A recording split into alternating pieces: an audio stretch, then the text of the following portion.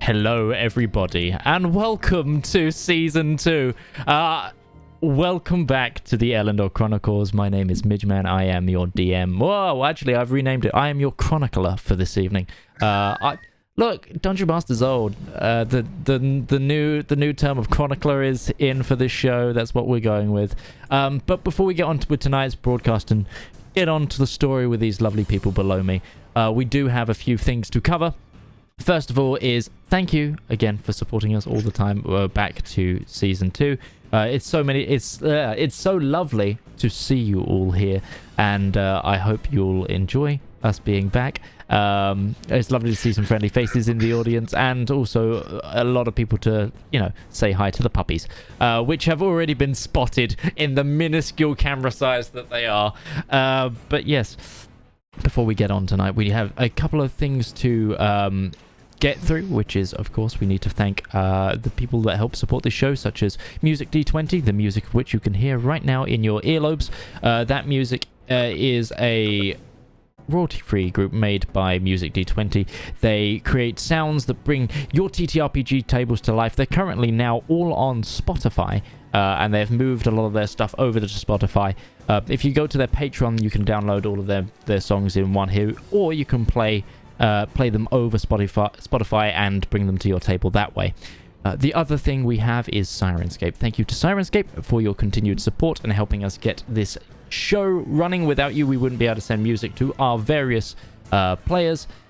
And yeah, it's wonderful. If you guys want a system that will help bring your TTRPG table to life across the interwebs, check out Syrinscape's online player system. You can find out more at sirenscape.com or in the panels and description below. Also, a few other show notes. We have some other things to get through, which is one, we are now on Instagram. If you have Instagram, you fancy following us on Instagram, we have an Instagram. We'll be posting stuff over there, such as art, character bios, various bits of content, so please do give us a follow over there. And of course, if you haven't already, follow us on the other social medias. Twitter, for example, we have a Twitter. Say hi to us on Twitter. Twitter's great for hearing if unfortunately there isn't a show for any reason. Yes. Other than that, if you want to continue to help support the show, you can check us out on Patreon or become a Twitch sub, especially if you have Twitch Prime. Twitch Prime is free, and you can really help boost the production of this show and whatnot. But without further ado, for the first time this season, shall we get on with tonight's episode?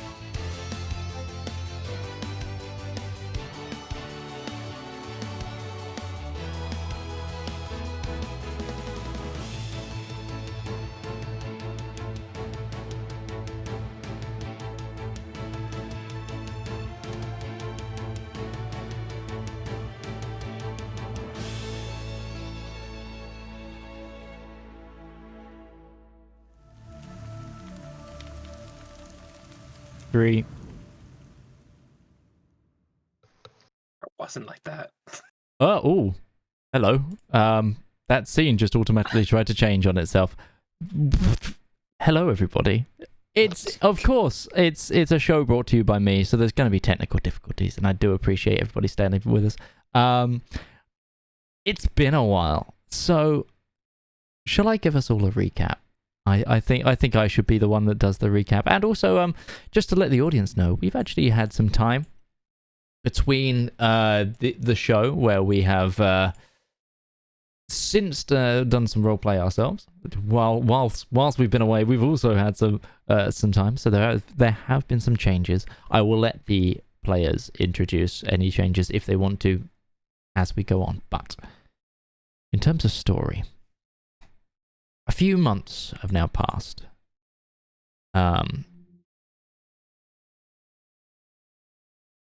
The homecoming of Joanna, brought about by our wonderful Skyfire Adventuring Company, has brought a lot of joy to Legerung's land, and there has been parties, celebrations. Our intrepid heroes have been welcomed into various organizations across the land and frankly had time to rest from their long journey on the road and steel themselves for their next adventure. Elsewhere, though, worldwide, things aren't looking so pleasant. After all, Legerung's land is an isolated nation, and the joys felt of the heir apparent returning to home there isn't what it's cracked up to be everywhere.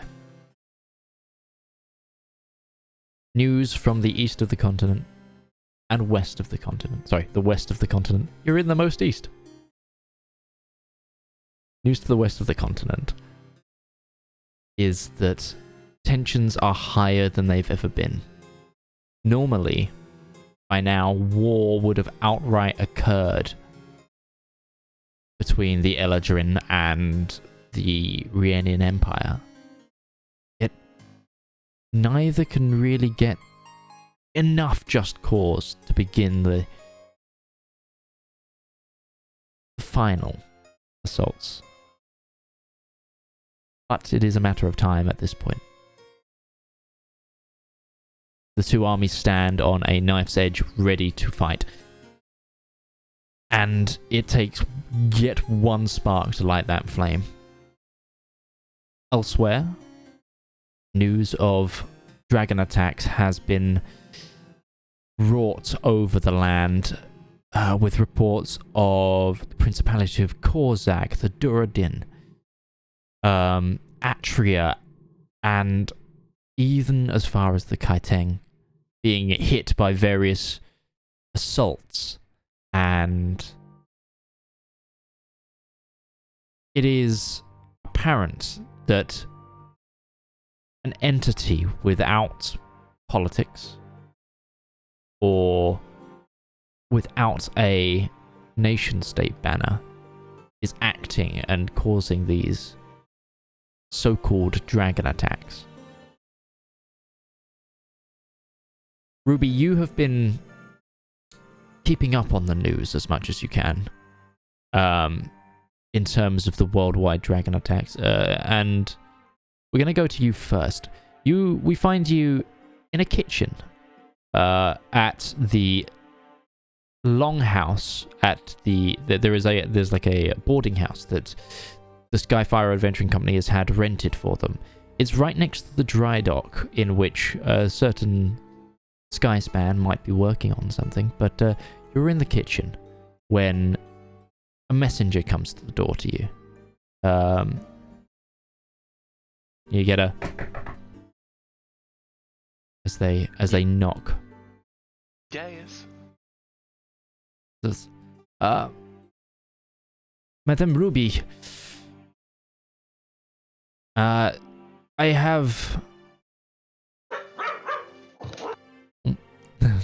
That's fine. I have this letter for you. And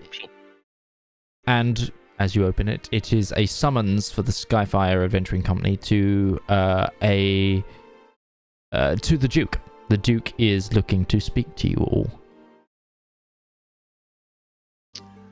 Well, thank you, Ken. I'll be sure to get this to I'll let everybody know. Interestingly, I hold on. There's a technical issue that I will deal with. But yes, no, sorry, that's fixed now. There was a technical fault left over from last season that hadn't been replaced. Sorry for that, anyone. But chat, thank you for helping me fix that. Okay, you know that you will find Zedaar, and Zep at the new airship. Zedaar is with Darcy, continuing her training, and Zep is overseeing final fixes. Valmir and Darius, on the other hand, you know at this time will be training out in the courtyard. To whom you wish to go to first is up to you. Should probably go find Darius. Okay. You do so. Darius. Yes? She'll walk up and hand him the note. Apparently we've been summoned to court. Us and the company. Is this in common? Yes, it's in common. Okay, because I can't read the local language. All right. Do we know where everybody else is? Zep's probably working on his project, and Valmir is about here somewhere. He can't go too far. He kind of sticks out in the crowd. Why don't you go find him? I'll go find Zedaar. All right. I will hand the note back to Ruby, and then I will go and try and find Valmir. Valmir's not too far. And it takes you it doesn't take you long at all to find Valmir. He'd literally essentially walked off for a bio break amidst your training in the morning. Basically, Ruby was creating a light lunch for you all once you'd finished with Marjorie and or the others that are now training with you. In the interim time, you've since offered your services slightly, and there's almost a group of wannabe adventurers have also taken to training with you in the morning. Of which, Roach, quickly roll me a d20. All right. 19. With a 19, you actually, in the downtime, have earned. You've actually earned an extra 300 gold from just people joining your morning training routines. Change. Great. I know, right? It's just. You know what? That's No. me to go on. That 300 gold is going to immediately go to my squire, whom I knighted last time for seed money, since I have almost 4,000 gold pieces already that I have not spent yet. So I don't need that money. So she gets the 300 gold. Sure. No worries. But the three of you are essentially together. And you can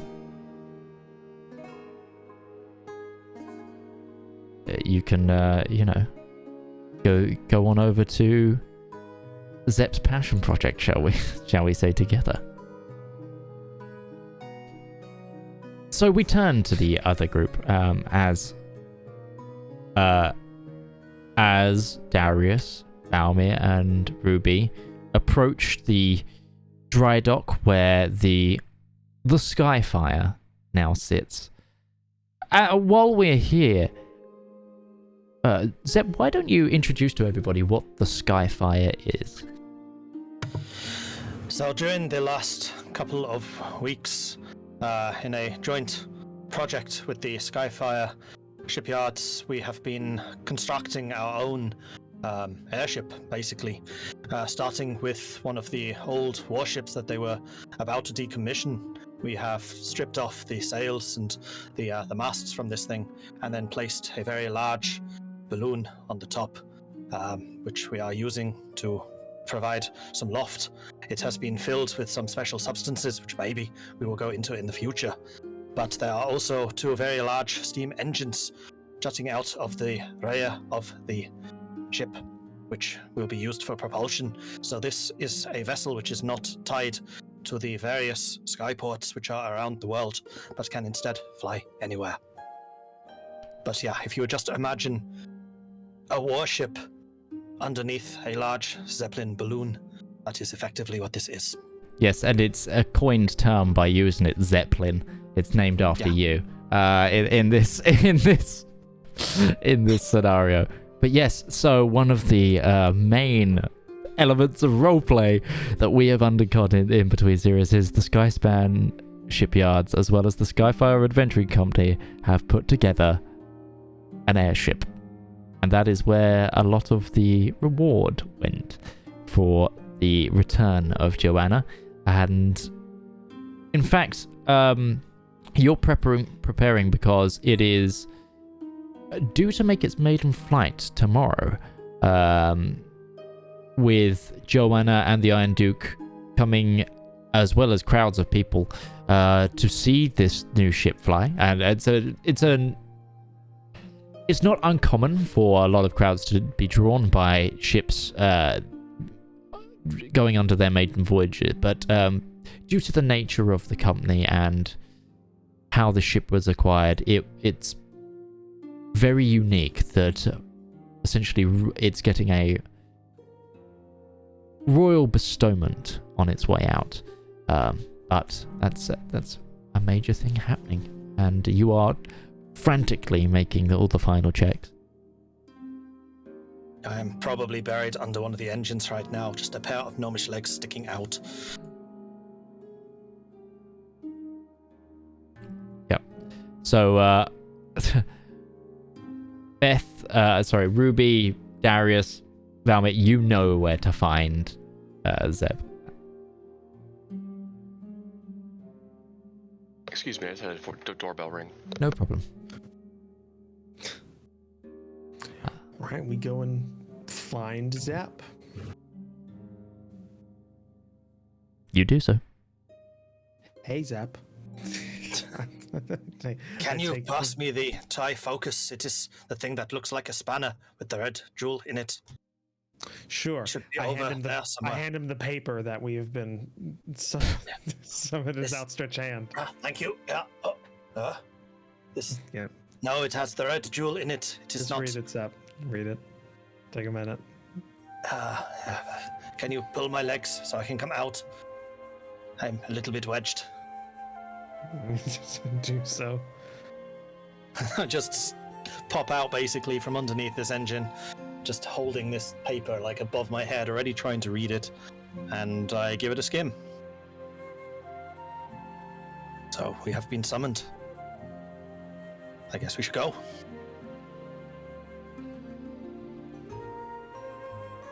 I hand you the paper back. Who else are we missing? Is it who is here? Who is not here? We have to go find Zedaar. He should be down in the hold with Darcy. I'll go get him. Yep, and as you go down, Ruby, you do find you see Zedaar not in his like combat attire at all. He does have his new pendant though.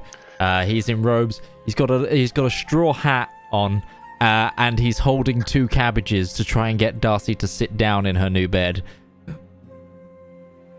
Well, hey there, pretty lady.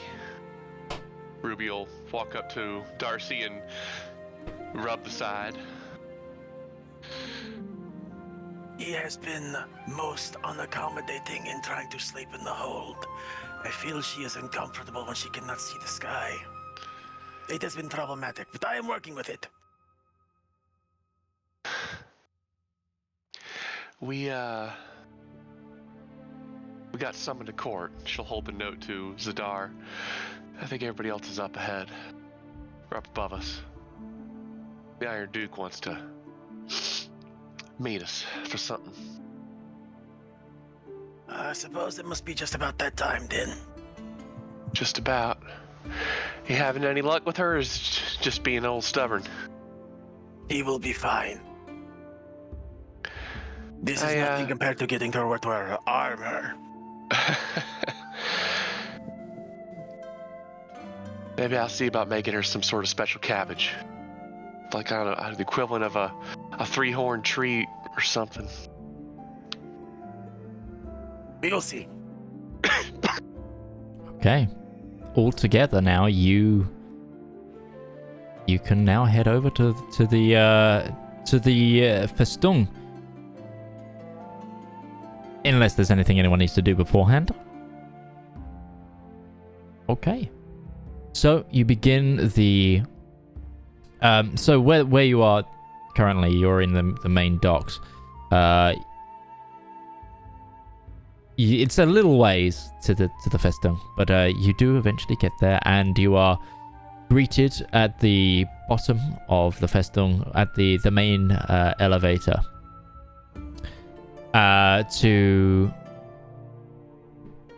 by a number of the Star Legion, the Warforged Royal Guard, who have come to recognize who you are and know to be expected, so they let you in, and you see them pull the lever, and you begin to climb the over 200 foot that you know it will take to be lofted up to the main chambers.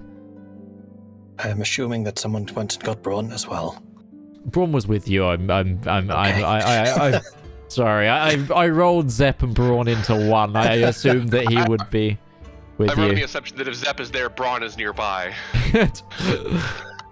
That's fair. Well, one thing that is new to you all, since Braun has been making solid work on his recovery, he has he's taken up painting.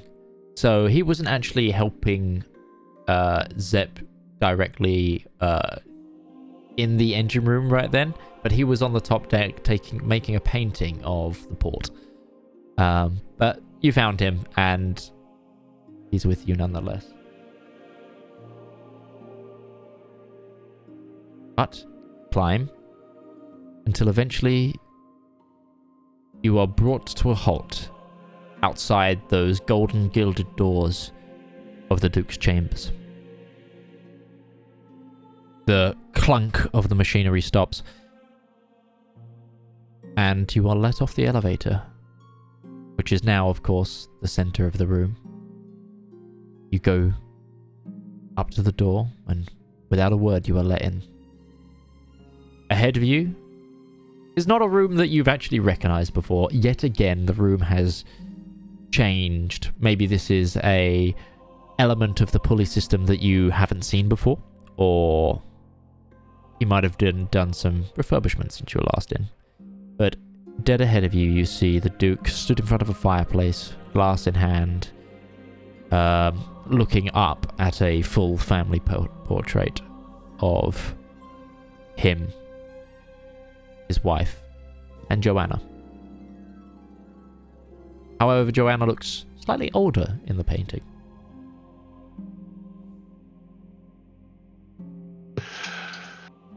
Skyfire Adventuring Company reporting as ordered, my lord.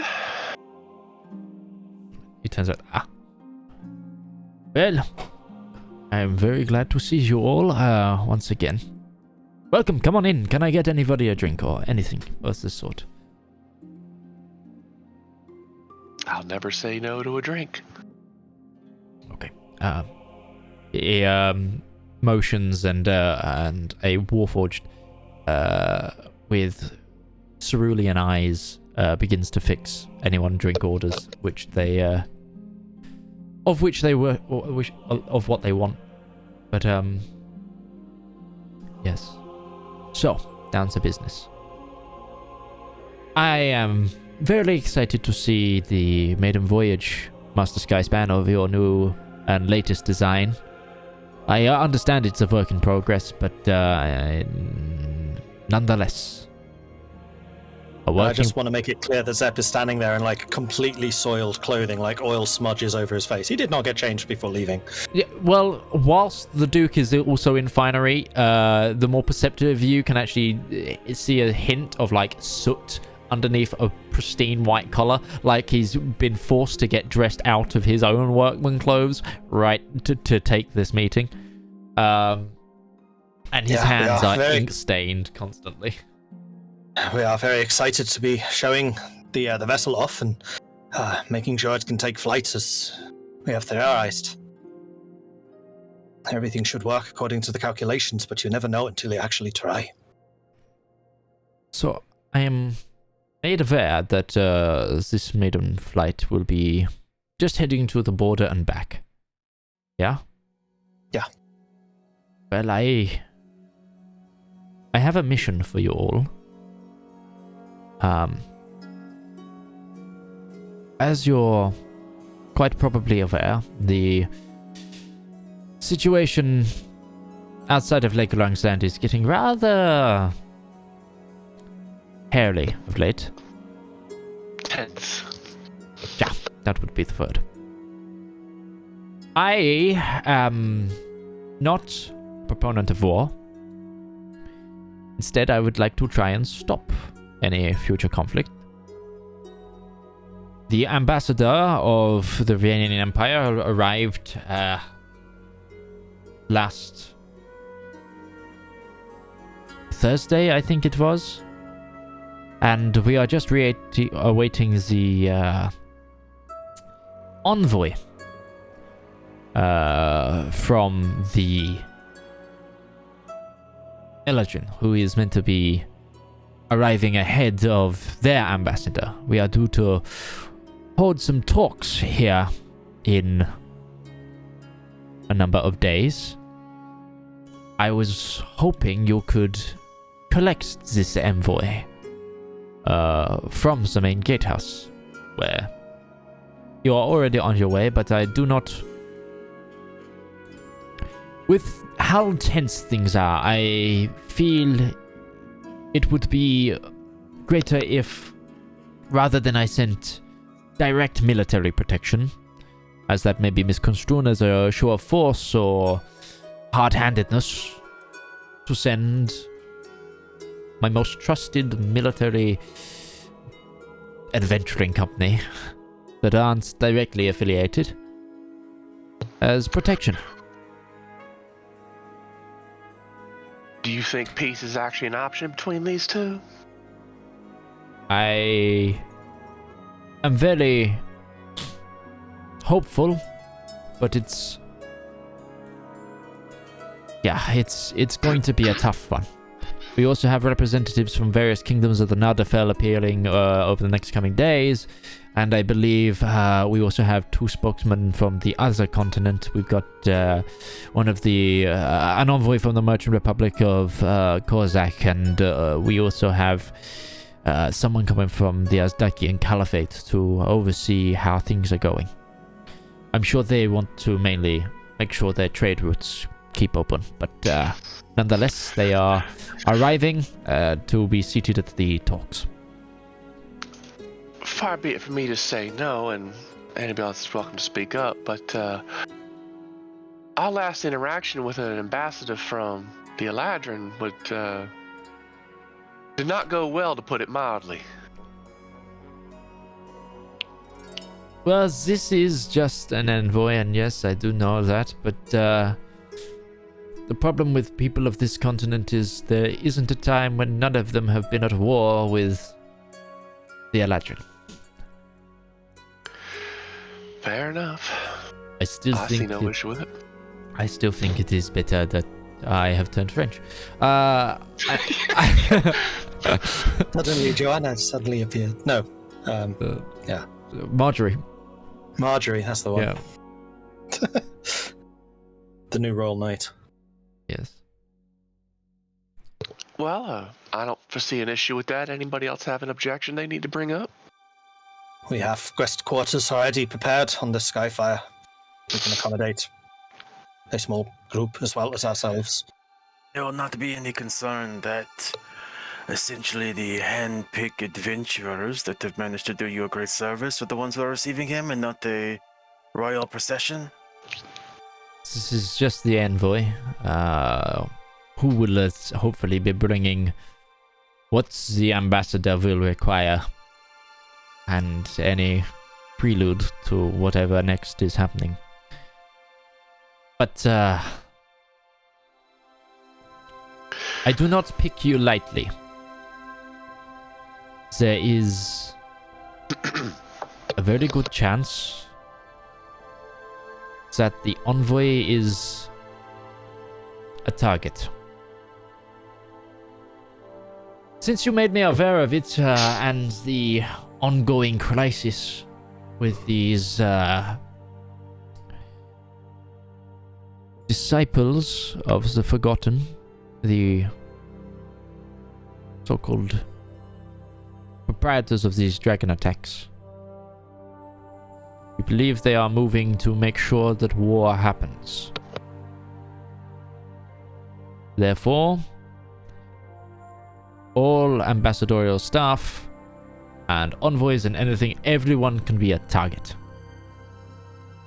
That's why I've also had double guard patrolling the streets, and everything has been a lot more hustle and bustle of late.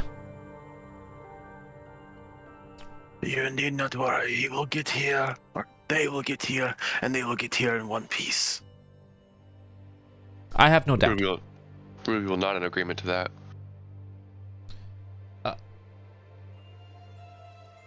Also, Valmir. Yes. You hail from the Eladrin. I would like you, manner of speaking, as far as well, from below it, they're more amenable to you. I would be honored as well if you in particular would cater to the envoy and talk with them. make sure that you get to know them. I'd like to know what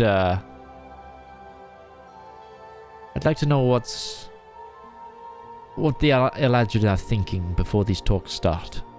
I've got a good idea on the various other parties, but it's so hard to talk with the Eladrin. So if anything you can find out, please. I will do my best. I'm not entirely sure how it's going to go, but I'll do my best. That is all I can hope for.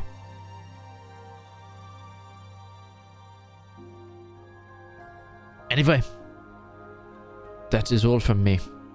Again, thank you for doing me this service. And I will see you tomorrow at the ship's launch. Yeah? Yeah, I am very excited to be able to show off all of the things that we have been working on. I am terrified. It will But go it does fine. It does not go in water, not anymore. See, it doesn't or can't. Is it not? It Water shouldn't. caught still? Shouldn't. All right then. And neither should I. Considering there's a loading bay on the side now where in the strengthened part of the hull, that's to let Darcy on and off, it probably shouldn't go underwater. Family, I'd rather fall to death than... I get it. Thank you, Absolutely. my lord. We shall Please. endeavor your task and handle it responsibly. Please stop calling me my lord. Just call me Ichabod. Anyway, I must get back to work. Thank you for taking time out of your day. Until tomorrow, then. Until tomorrow. Ruby will finish her 3 shots of vodka with lime. Yep. Well, looks like we are about at it, everyone. I suppose everybody get a good night rest and remember that tomorrow we're back to the old style of doing things. This time from the sky. It's pretty new to me. We're just keeping someone safe. We've been pretty good at that so far. Really? This is... Joanna got here safely, yeah. I would say so. I wouldn't No, say it's she actually got like- here. I wouldn't say the journey was safe. I would say she got here. She arrived. She got here. That is what is important. She got here safely. Yeah, I think that's what I Yes. said. Managing the circumstances as best we could, we did pretty damn well considering what we encountered. Dragons and Eladrin Empire notwithstanding.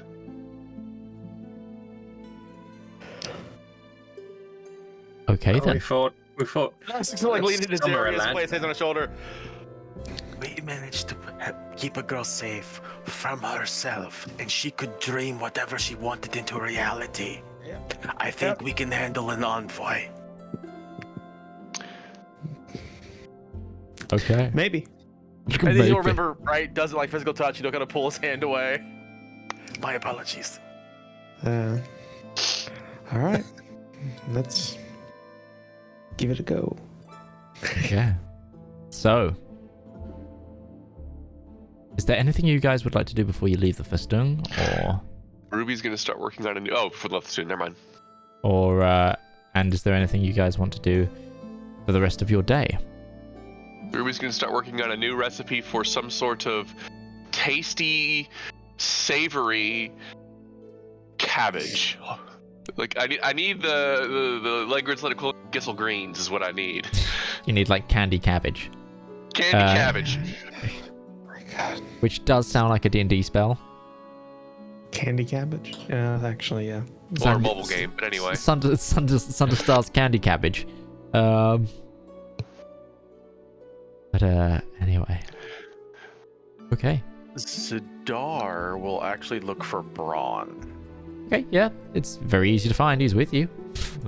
He's gonna lift them and basically get back to the ship and say, Braun, over the past few weeks, you have been taking a painting, yes? Has that been going well for you? It does have it. It has been going very well. Thank you.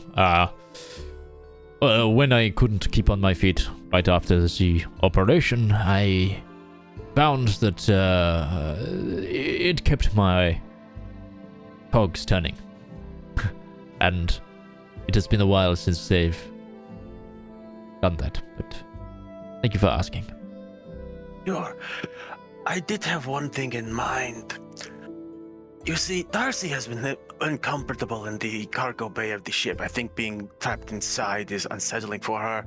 I was wondering if you feel up to it and desire to. Do you think you could paint, say, a skyscape on the interior of the cargo hold? That sounds like something I could definitely do. I would very much appreciate it.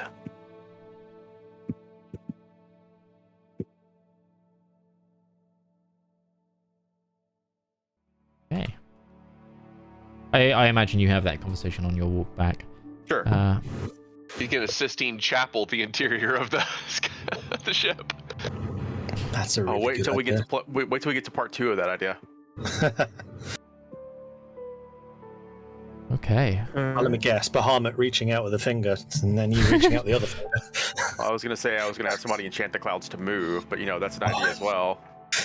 Oh, that's pretty. Oh, that would be horrible. Because My Just like first Hogwarts. thought actually was an illusion, just have an illusion up there of the sky. you're moving, because the ship's not totally steady, so you're moving, and then the clouds are moving probably in a different axis.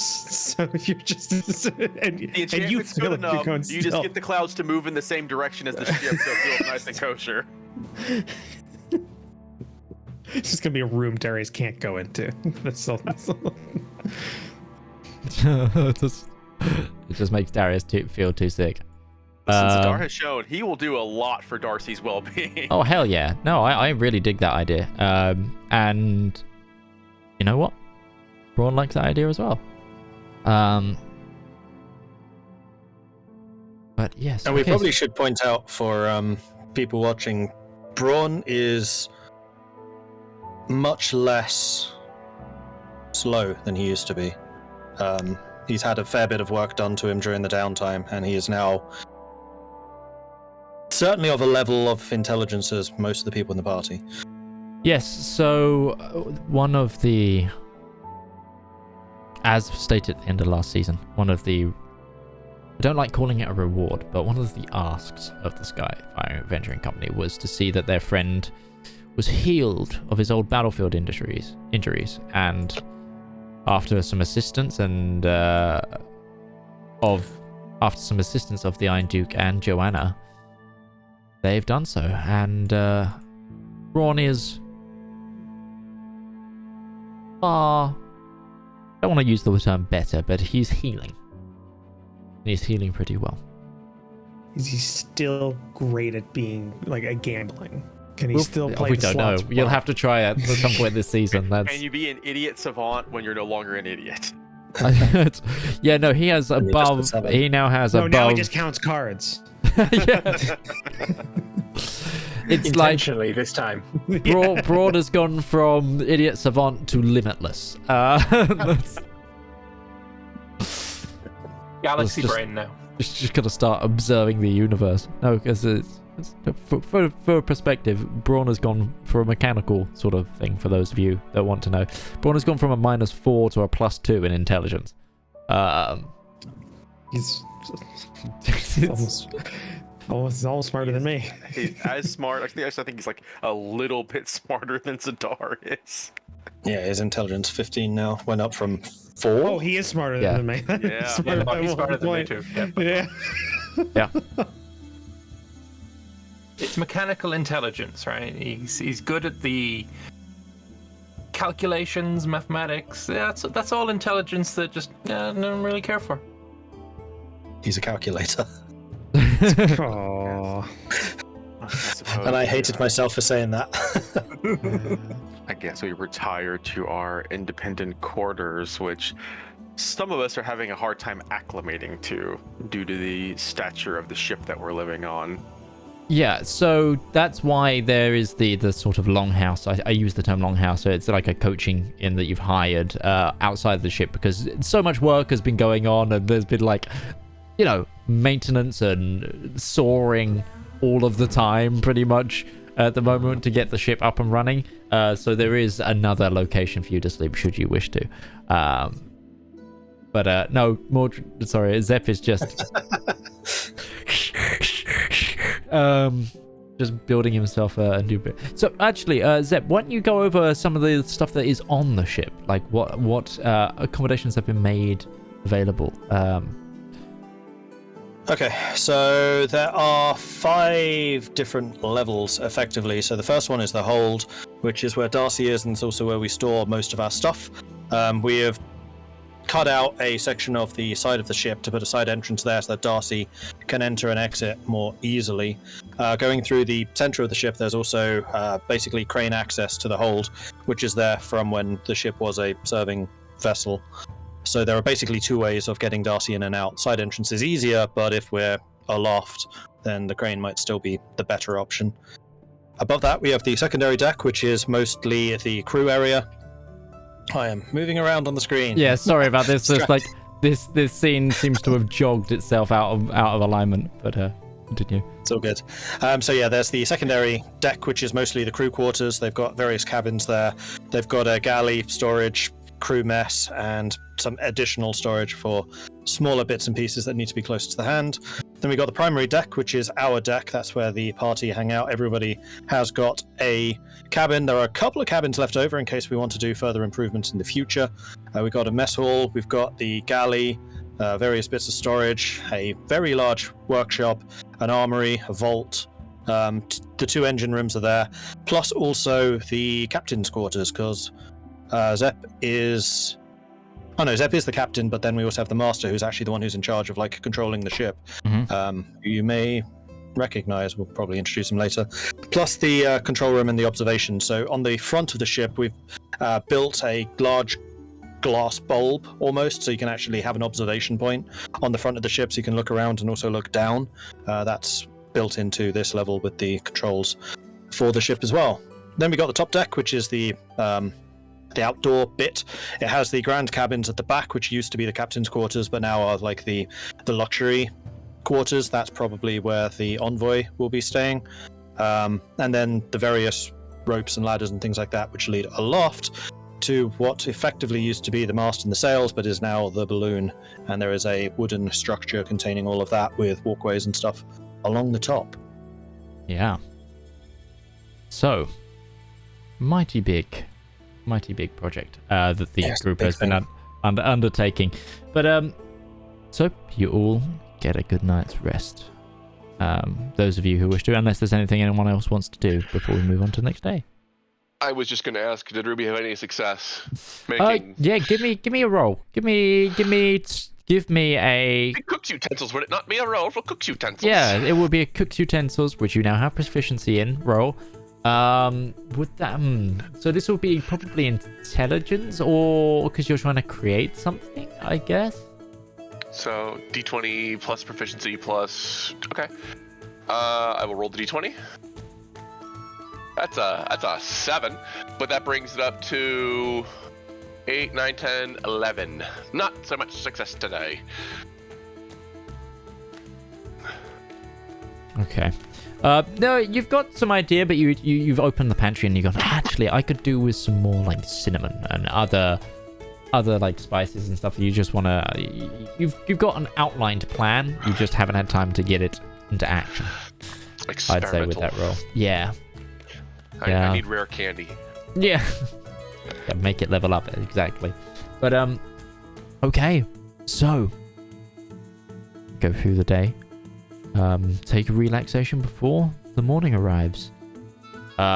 Zep, you are up earliest, probably in terms of getting to the ship. Your ship's master is already on the top deck, giving the crew that have been assembled and paid for, giving the crew their jobs for the day to make sure everything is final and ready. As you enter the top deck anyway, that is. And you catch the end of his sort of morning report, I guess, towards the crew, and he turns and goes, and of course, we should Everybody give a round of applause to my good friend and our captain, Jep Skyspan. Jep, would you like to say a few words to the crew before we get on with today, or should I just get these bastards going? I should probably say just one or two things. Marcus is a very good man. He knows his business, so listen to what he says, and everything will go very smoothly. This is, of course, a bit of an experimental vessel, and I'm sure you're all excited to be a part of what could really be something historic in what we are trying to build here today. But there probably will be things that go wrong.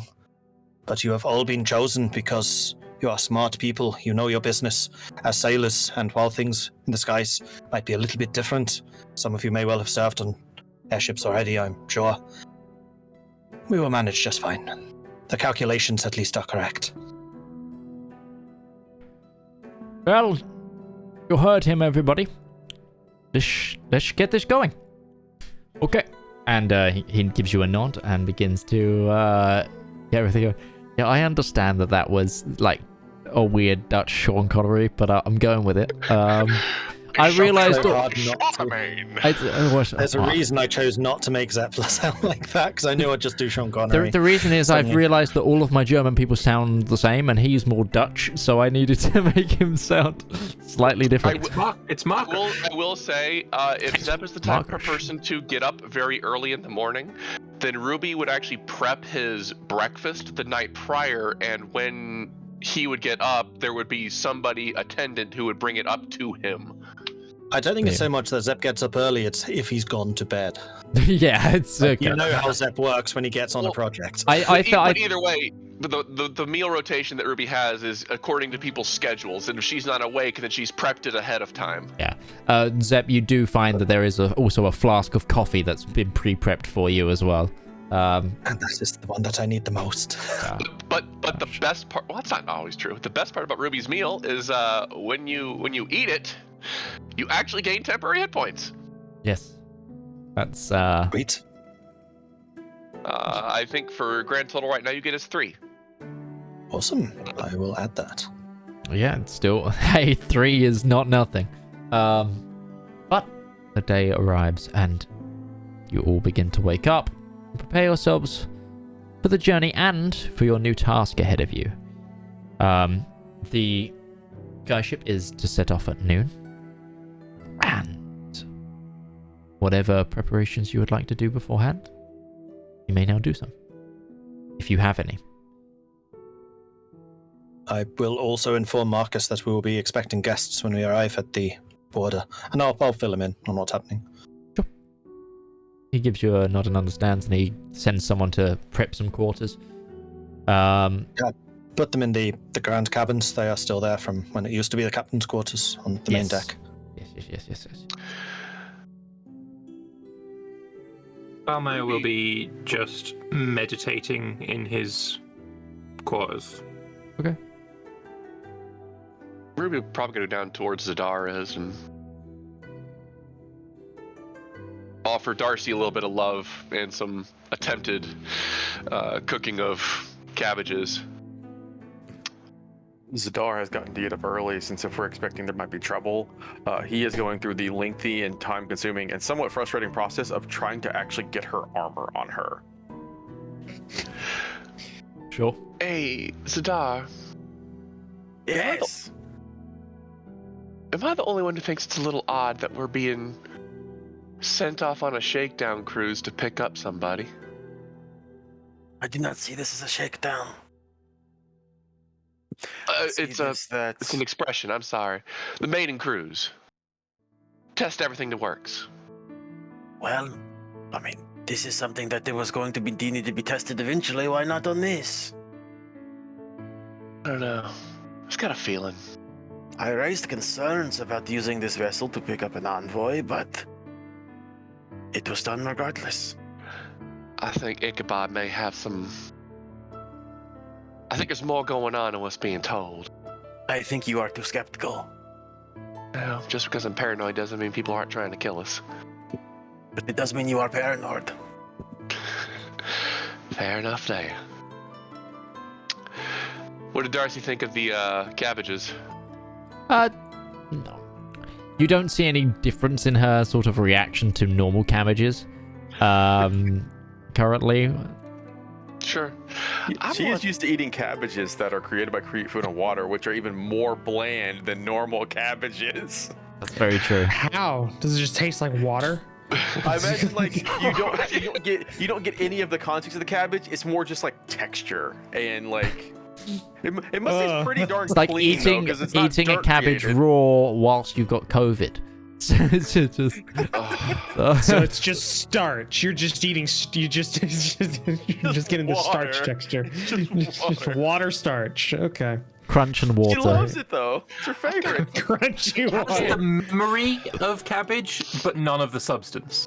The I memory of can't cabbage. imagine there's somebody who wrote a book about the dietary habits of a three-horn. There is. I don't have it with me, but it does exist. Memory of Cabbage sounds like a sci-fi book. I would have to, That's what my memory is. It's the memory of a cabbage. I would have to get in contact with Athria in order to get a copy, I imagine, but no, three horns are they are part of our culture. They are gifts from Bahamut. There's a great study that has gone through some of it, almost religious in some aspects of it. Well, I'd be interested in reading a copy. I will see what can be done about it. Okay. As you all, one by one, begin to move into the ship, take any luggage you have from the boarding house to the main ship, to your cabins there.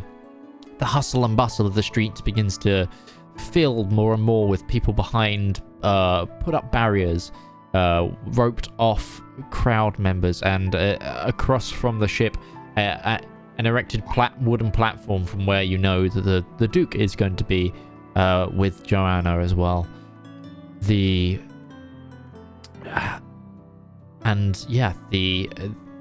crowds begin to gather, and time draws slowly towards noon when those of you who want to, the crew are all doing so. Zeb, I'm sure you will. Marcus is as well. Everyone gathers onto the main deck for the Duke to christen this maiden voyage. And here. Assemble. Oh no, I'm stuck in Sean Connery.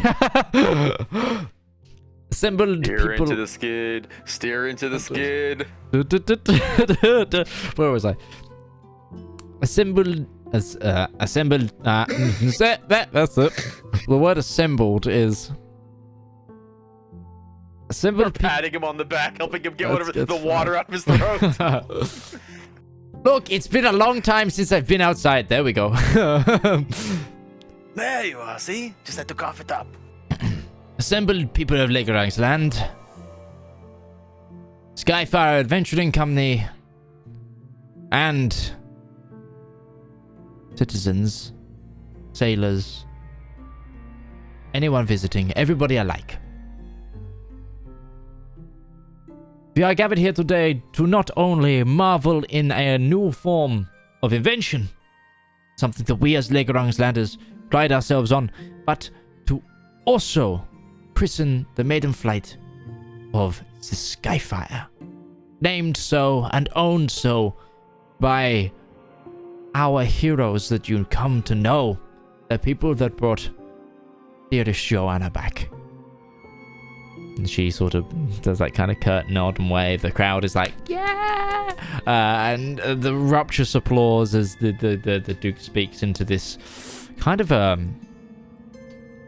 it looks like some sort of amplification system set up with a crystal in the center of a metal circle that's then like analog wired into this box, which is then amplifying out his voice across the crowd and towards you at the ship.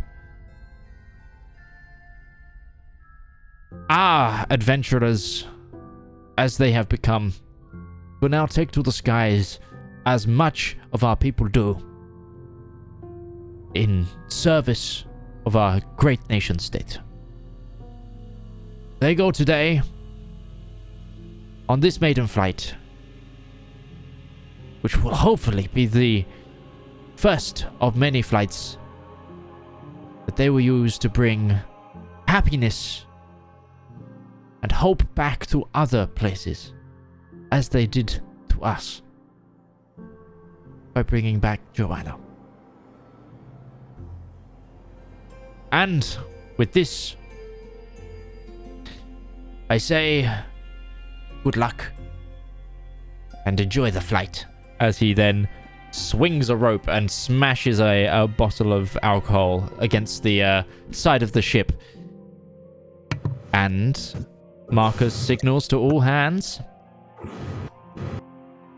And Mordred, I'm gonna need you to roll. So On fire. I'm in before it makes that Millennium Falcon startup sound from Empire. We're just. Do you I'm still not have gonna any need of my your temporary hit points inspiration? here. I don't think so. So you are. I need you to I give do have me. inspiration still. I have the star next to my face. You do still have inspiration. That's very true. I need you to give me a. Give me a tool vehicle sky roll. And you are getting an extra +7 on this from the crew. Okay, so I don't have that skill set up, so that would just be an intelligence roll plus proficiency. Yeah, intelligence Roll plus plus six, still proficiency get to plus 25. 7. Yeah. Oh, it's gonna be a Okay. high roll. I can. Yeah. So regular intelligence.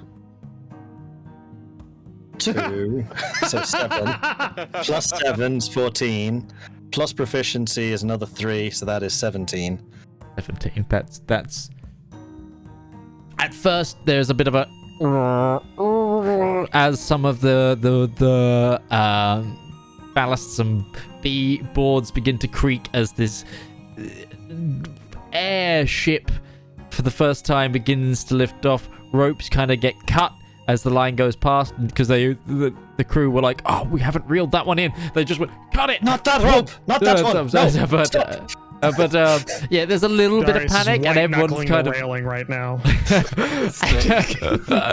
everyone's kind of Forrest looking watching. over the edge, like, if I jump now, would I be better off? The crowd are too low to see that there's any panic going on. There is a slight raise of an eyebrow from the Duke, but eventually the ship does take off, and you do begin to fly under your own steam for the first time.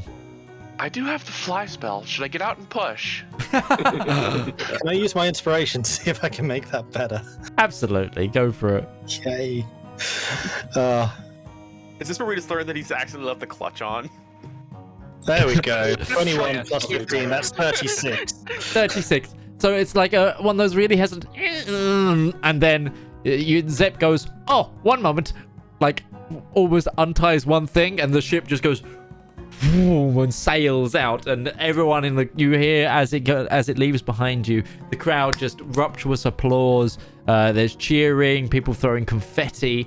You even need the see handbrake on. you even Yes. essentially, yeah.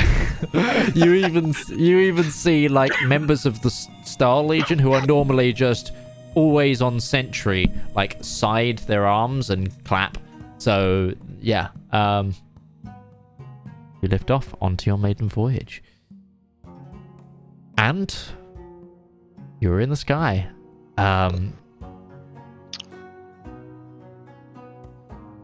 After to reach the border of Lake Rungsland, it will take you probably at max half a day. But with that roll, you'll probably get there in about 3 hours by air.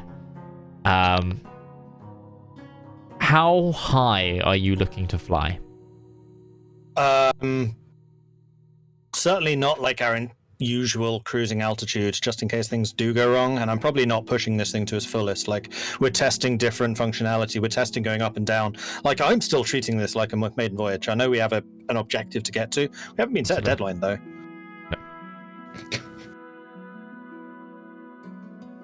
So I just want to make sure that I get to know the ship, and I want to make sure that the crew and Marcus in particular get to know how the ship works.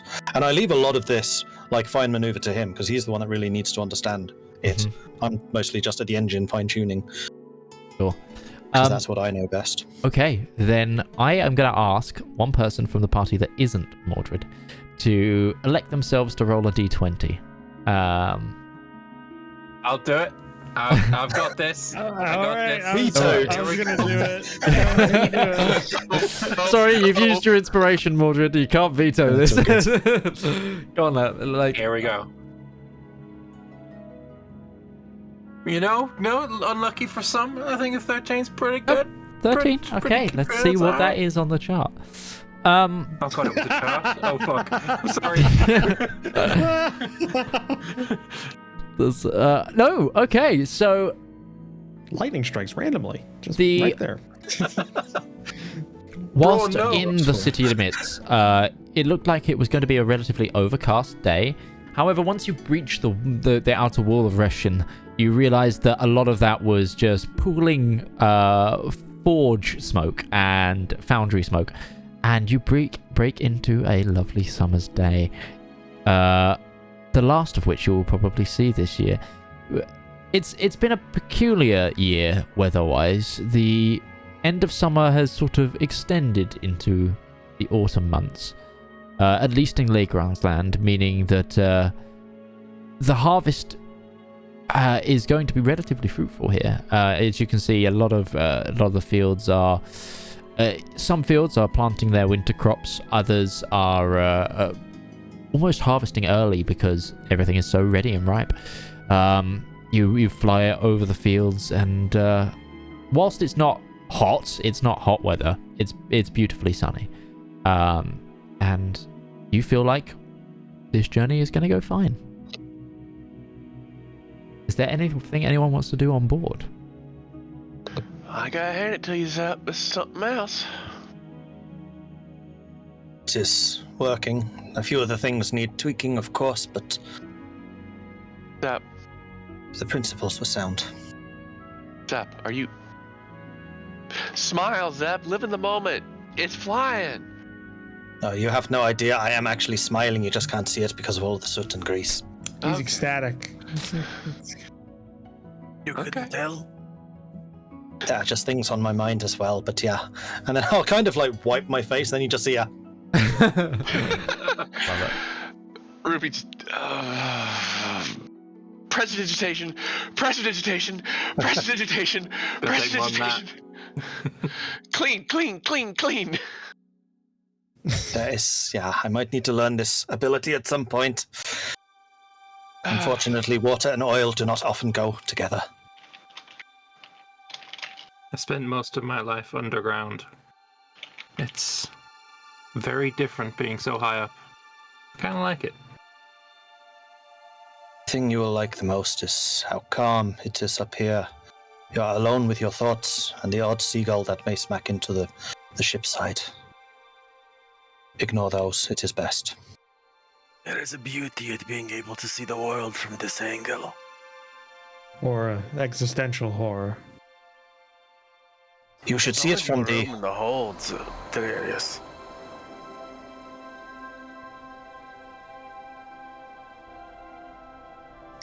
You should see things from the observation room as well. You would be able to look more down as well and see the trees and the hills in the distance and how they look from above. It is quite a different... Actually, I think I shall go and do just that. I may join you for this. It is a while since I have seen that. Okay, those of you who do so, head to the observation deck, where below you see the rolling fields. Actually, those of you who are at the observation deck, give me a perception check.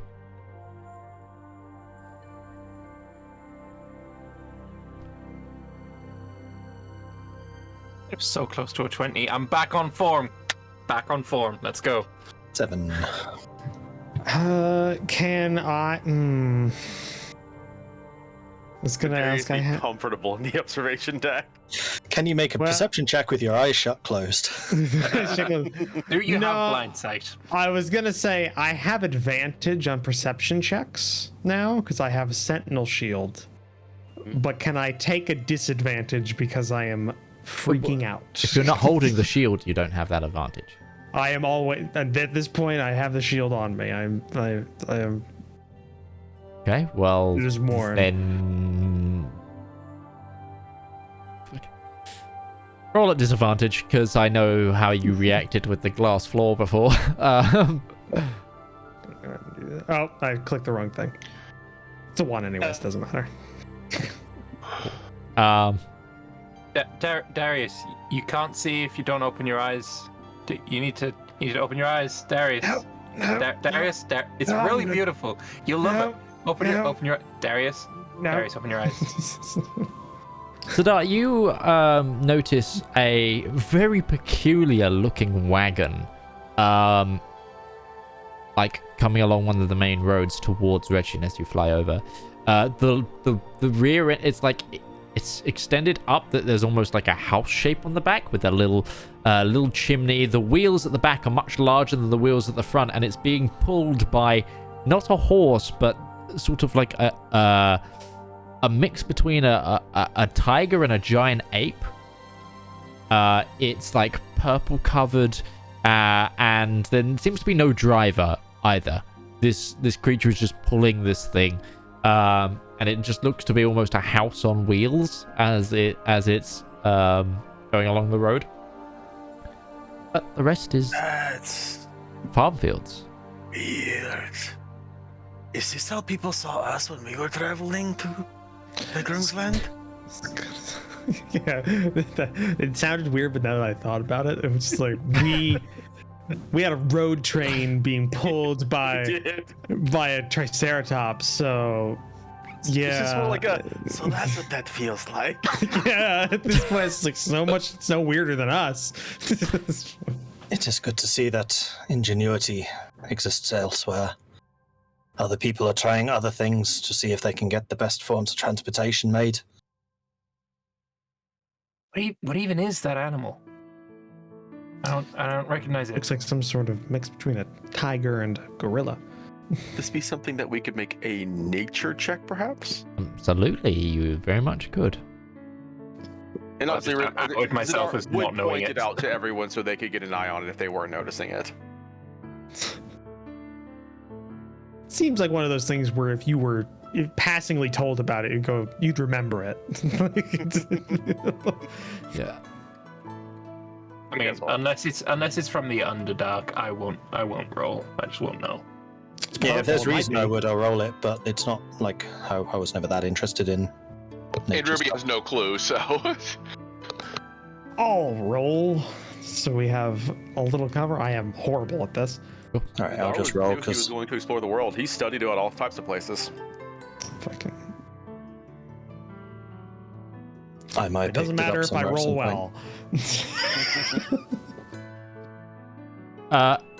Darius, you have no idea. Great. Okay. Thank you.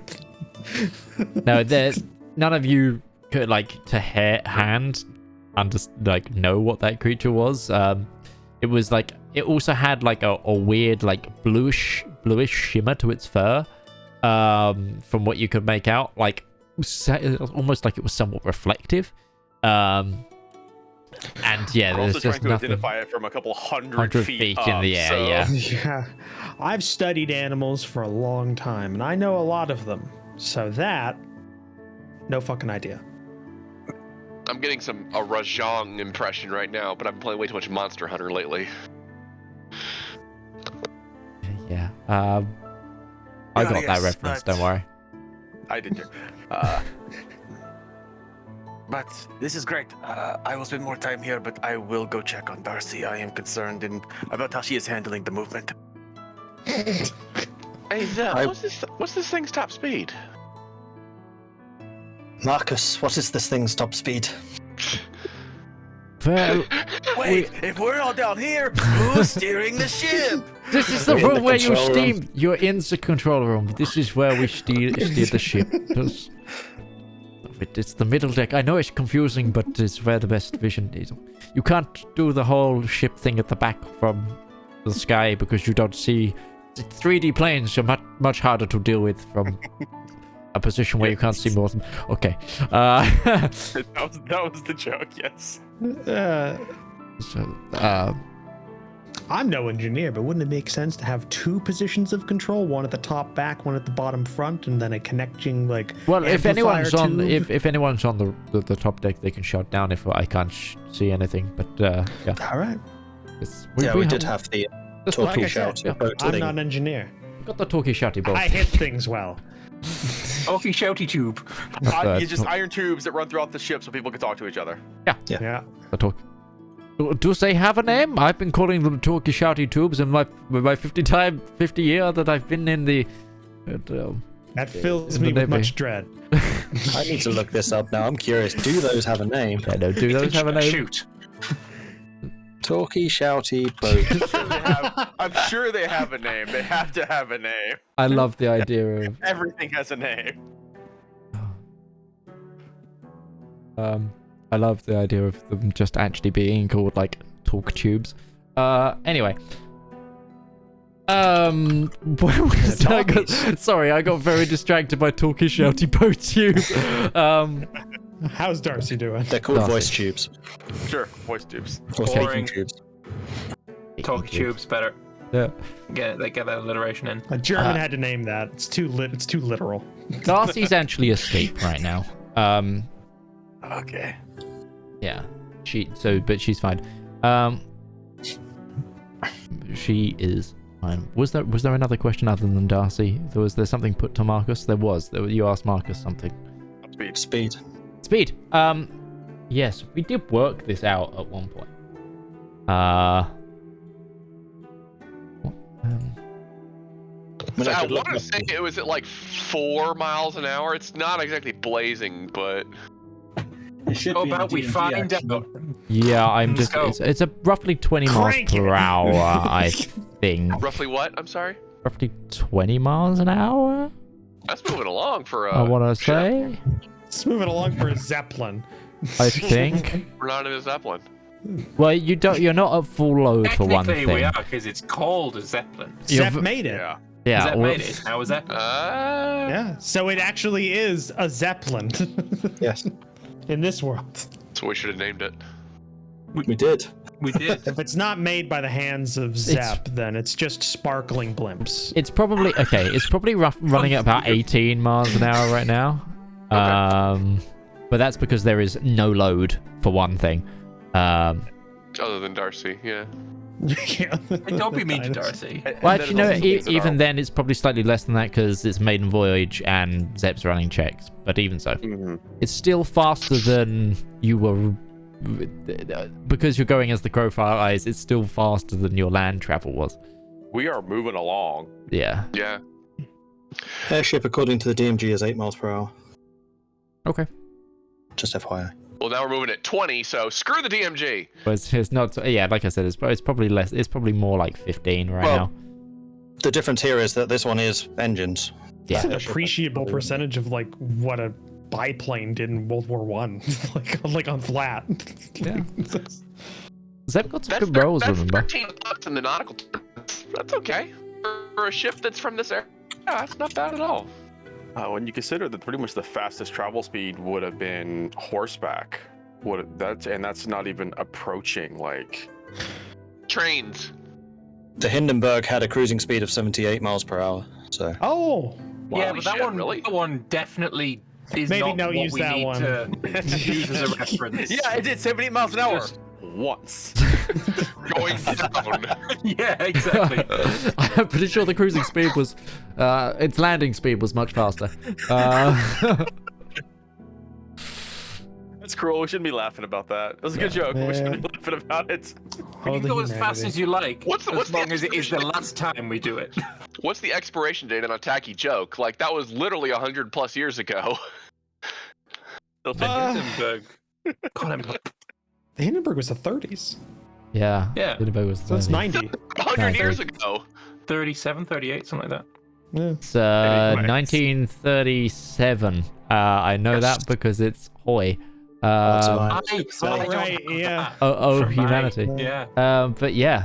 Anyway. Of course, Scar is also just doing some checks in the hull too, assuming there isn't crew down here, just making sure that any of our like loose cratage for storage things haven't come undone, or like all the straps have maintained with the ship taking off and moving. Sure. Absolutely. Zep. Marcus makes it a word to you. So there is a sky tower at the main gate that we're heading to. We could either try and dock and stay afloat, or land in one of the greens near the gate. It is up to you. What do you think the crew would need to practice more? Landing or docking? It is hard to say. If we are going to be taking this all over outside of cities, landing is going to be something we have to do a lot. If we are sticking to cities, then... Sorry, I'm 5 different. Just keep moving on. If we are sticking to the cities, we should possibly go for the docking. Let's go for a land right now. I think that this is going to be a bit more difficult. Very good. And we'll also need to make sure that we know how to deploy any landing setup that we have made, which I probably would have, but I had not considered until now. yeah, I had already kind of assumed that essentially instead of it being a point on the bottom, it had been a wedge had been put in, so it could like almost like, you know, like a ship in a bottle, like how their in bottom. fact, you know, what it probably is struts. We probably just have struts that are strapped to the side of the ship. We just release them. Yeah. And then there's 4 points basically that it lands on. Yeah. Saying it's not just rope ladders? Like we just hover and there's Oh rope no, that's ladders? to get off. Actually, no, because the Darcy door, you have like a Halo Pelican ramp. Yeah. God. And I'm sure that Darcy would want to stretch her legs. So let's land. Okay. And okay, after about another hour and a half, 2 hours, over the shouty talking pipey things, you hear crew, prepare for landing. And Prepared to land. So what does that involve? Do I need to strap in here Right. with the... Zep, give me Now hear a this. Crash positions. give me Look at this. I need Brace you to for give me, if you're getting involved, I need you to give me the same check again, but without the +7. And if you're leaving it to Marcus, Marcus will make the roll. Oh no, Marcus definitely should do this. I'll assist him. Introduction to the envoy. Crash, crash, bang. Okay. I'm gonna do this on.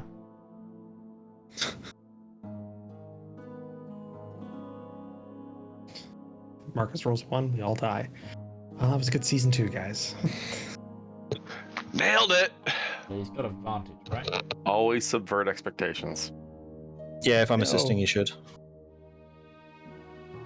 Plus, he gets a plus. Okay, so where are the rest of you when this is happening? I want to know. Observation deck still there. You're in the observation deck. Zedaar's in the How long hole. has it been since we were all in the observation deck? Probably Was an that hour and a several half. hours ago? Yeah, that was. I'll be back in my quarters then. Okay, you're in the Actually, I cab. guess Zedaar would be back in the observation deck, just watching everything go down. Okay. so- I'm on the main deck because Darius understands that if something bad goes down, then the bottom decks are just crushed zones. So And what about Ruby? Where's Ruby? Ruby's probably in the observation deck just watching. Okay. So Ruby and Zedaar, you see that you're coming down a little bit faster than you think you would need to. Zep, you're looking at this and like, this is gonna hurt, but it's not gonna be fatal or anything. This is just gonna be bumpy. It's a learning process. Valmir, you have no idea this is happening, so roll me a dexterity saving throw. He's in your bed. And you know what? Because you can't really see and you're holding on for dear life, Darius, give me a dexterity saving throw as well, but at advantage. Okay, cool. And if you have Ruby's Mill, you have 3 extra 10 hit points. Yeah, everybody gets breakfast 17. from Ruby. Have you? I hope you guys have. Some of you. Blah, blah. Those of you who know the experience, but are of a hard sort of touchdown in a plane after like a turbulent flight. It was just kind of, you have that sort of bounce to it as the struts kind of creak a little bit, but you do safely land. Flashbacks. And yeah, Valmir, you were like, whoa, and you catch a book that like was possibly falling off a shelf above your bed. And then Darius, you just feel the shake of the entire ship through your body as you hold on to this railing. But you've landed, Well, and you hear over the it's the intercom, same thing I do. successful landing, and some clapping over the sort of piping. Hey, There's the Zeb. same thing I do. It hits, and there's that little bump, and then hits again, and then that middle bump bit. He's just going, "We're gonna die!" Hey, Zeb, out of my curiosity, if we just picking up a couple people, why didn't we just lower a ladder? We could, but I would also like to test the ramp to see if we can get Darcy in and out in a reasonable time frame. Okay.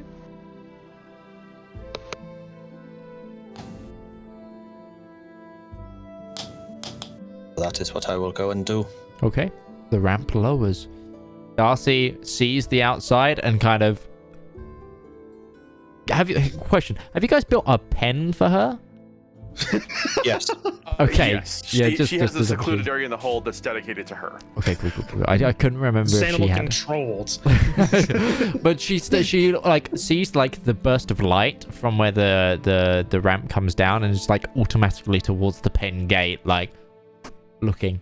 And yeah, the crew prep everything for landing. I will say to Zedaar, one of the reasons I wanted to land is so that Darcy could stretch her legs. It may do her good. Yes, that is going to happen soon, don't you worry. In fact, Zedaar, she's going to go start making his way down. Okay. And Marcus announces also the intercom. Engines going dark. He's going because he wants to try and, you know, see if this ship can handle the engines going off and get back up in the air. So he does that. The crew start milling about. What are the rest of you doing? Is anyone leaving the ship? What's going on? Yes. Okay. Zedaar is Yes. letting Darcy out of her pen and letting her outside. Go graze. Okay. Zedaar, give me an animal handling check for something. Sure. 25. Okay, you get her off, no problem. Shortly after, Darius, you are trying not to crawl your way off the ramp, just like Nonchalantly, I am freaking out, but I am trying to maintain. give me a air. deception check. Give me a deception check. All right. Let's Deception check. Got it. Cool. 12. Darius looks What's a little my bit passive shaken, but he's insight? okay. Yeah, well, I think all of your passive perception doesn't like cover that, but it's like Darius is clearly putting on a front right now. All of you can kind of surmise, but you all get off the ship, and yeah, you are in a field. You see to around you there's not any infrastructure other than this main road and these fields, other than the main gate. From this side of the gate, you see that there is, and by main gate, I'm not talking castle gate. This gate is huge. It's made of a similar black rock that the Festung is made of.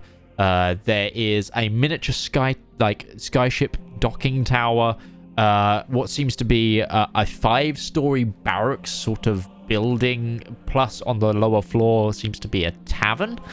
On one hand side of the gate, and the gate is tall enough to fit your skyship through. To put that into perspective, it is a humongous structure almost like a village in itself. It seems that all of the infrastructure is located in the gate. But as you guys exit the ship, a group of Star Legion and a more exotic looking individual approach. And Shane, would you like to introduce your character, please?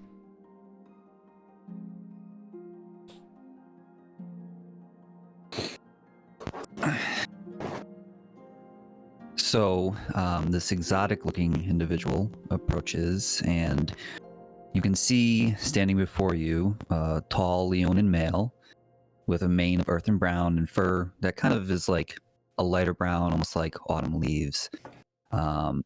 His hair and mane is accessorized with a smattering of just some dangling braids, nutshells, beads, just woven throughout each of the braids.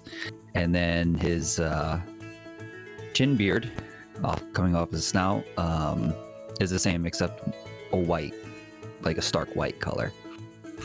He's wearing ragged traveler's clothing of darks, greens and browns. There's a longbow and a sturdy walking stick, or possibly it's a staff, slung across his back, along with what appears to be like a giant gourd. He stands firmly in front of you, looking confident, and you can see he's kind of keeping an eye out around him, and that's about it.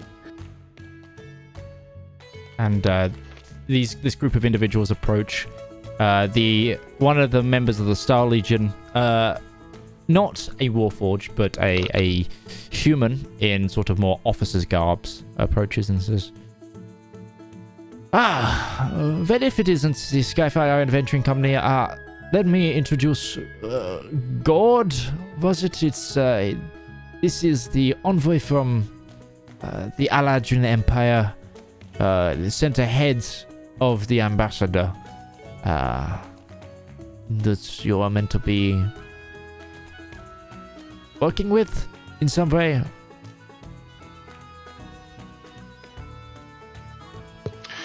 Well, it's nice to meet you, Mr. Ruby will step Gourd. forward. Gourd. Well, then may I present the Skyfire Adventuring Company? She'll point. This is Terrace Reynard, Faber Kensik, Zedaar, Wystongjir. As Ruby would know it, as the player, I still have a hard time pronouncing it. I can't pronounce it either. And Zep Skyspan. As she introduces each of them, I'll give them each a little nod. Oh, and Diana Braun. Ruby. And Braun. Don't forget Braun. Also, and Braun. I just assume Braun and Zep together. They're like a combo package. I mean, he literally has a feat that makes them a combo package, so yeah, that's fair. Yeah. Zron. And welcome to the Skyfire, this vessel behind me. Thank you. Hope your journey here was uneventful and calm. No issues. It's been long.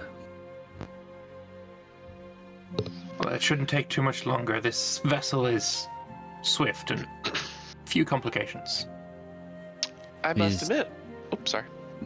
He's just gonna kind of like look it over, very kind of just, unexpressionless face, and kind of just look it over and kind of nod his head. Insight check.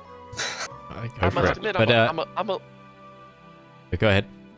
I'm a little bit surprised when they said it was an envoy from the Aladrin Empire. I was expecting, well, an elf. 23.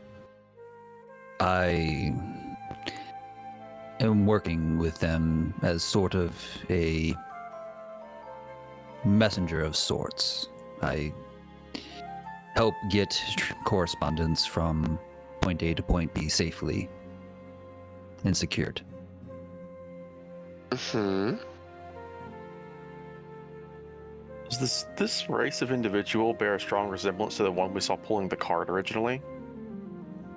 No, not at all. Okay. However, Lake, give me a quick history check because your character will probably have had the closest sort of contact to this. So, in the land surrounding Atria, both in the Kaiteng and in the Cognate to the south, there are various feline folk. Not all of them are the same, but they sort of herald from that region. You suppose that the individual in front of you might be a Leonin, which would have been from the plains beneath Atria, relatively close. However, they're like a very nomadic group, and as everything is kind of centralized, they kind of have since been dispersed everywhere, and a lot of them ended up moving to the Eladrin Empire and other Fey sort of realms because they could be left in their more nomadic ways. Whilst they have since lost the plains from which they sort of herald, there is they still try to keep that nomadic lifestyle, so you would recognize the individual in front of you as a Leonin. Well, interesting that things have turned out this way, but it does not change anything in the long run. I don't suppose there's any reason to tarry, though I'm not going to rush Darcy in any mood, so... Zeb, how long will it take us to be ready before we can take off again? It should not take too long, but if we have a little bit of time, we can make a few tweaks and things for the things that need to be fixed. Then let's take a lunch and let you all get to that. Also, just to go back over that as well. Shane, what does Zep get from you, from his insight? Because he rolled a 23. What does he perceive from you as you look at the skyship in front of you? I would say kind of an air of like, this is new. Hope it's safe. Kind of like,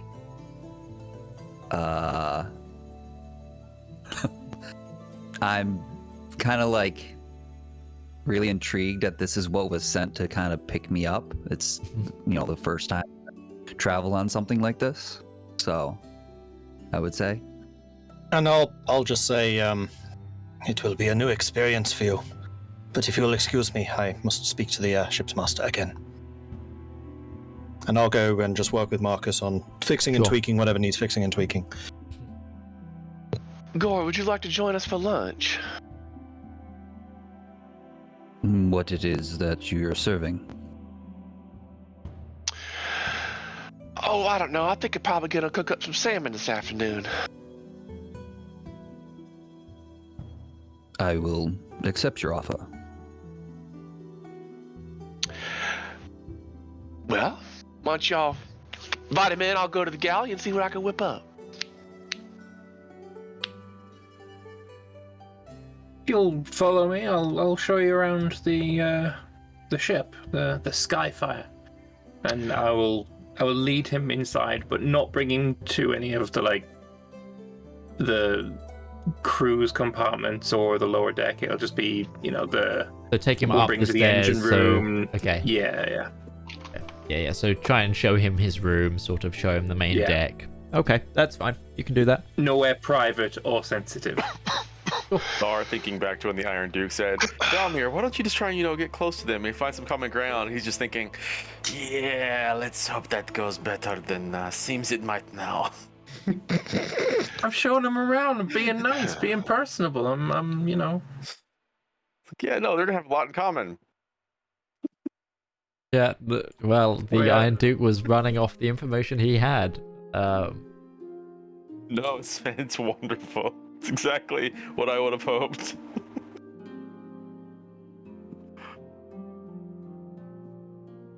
Ruby is going to make 6 batches of her newly acquired recipe, dragon salmon. Okay. well then. It's called dragon salmon. The reason is because it's kind of red in coloration when it's done, but that's only because she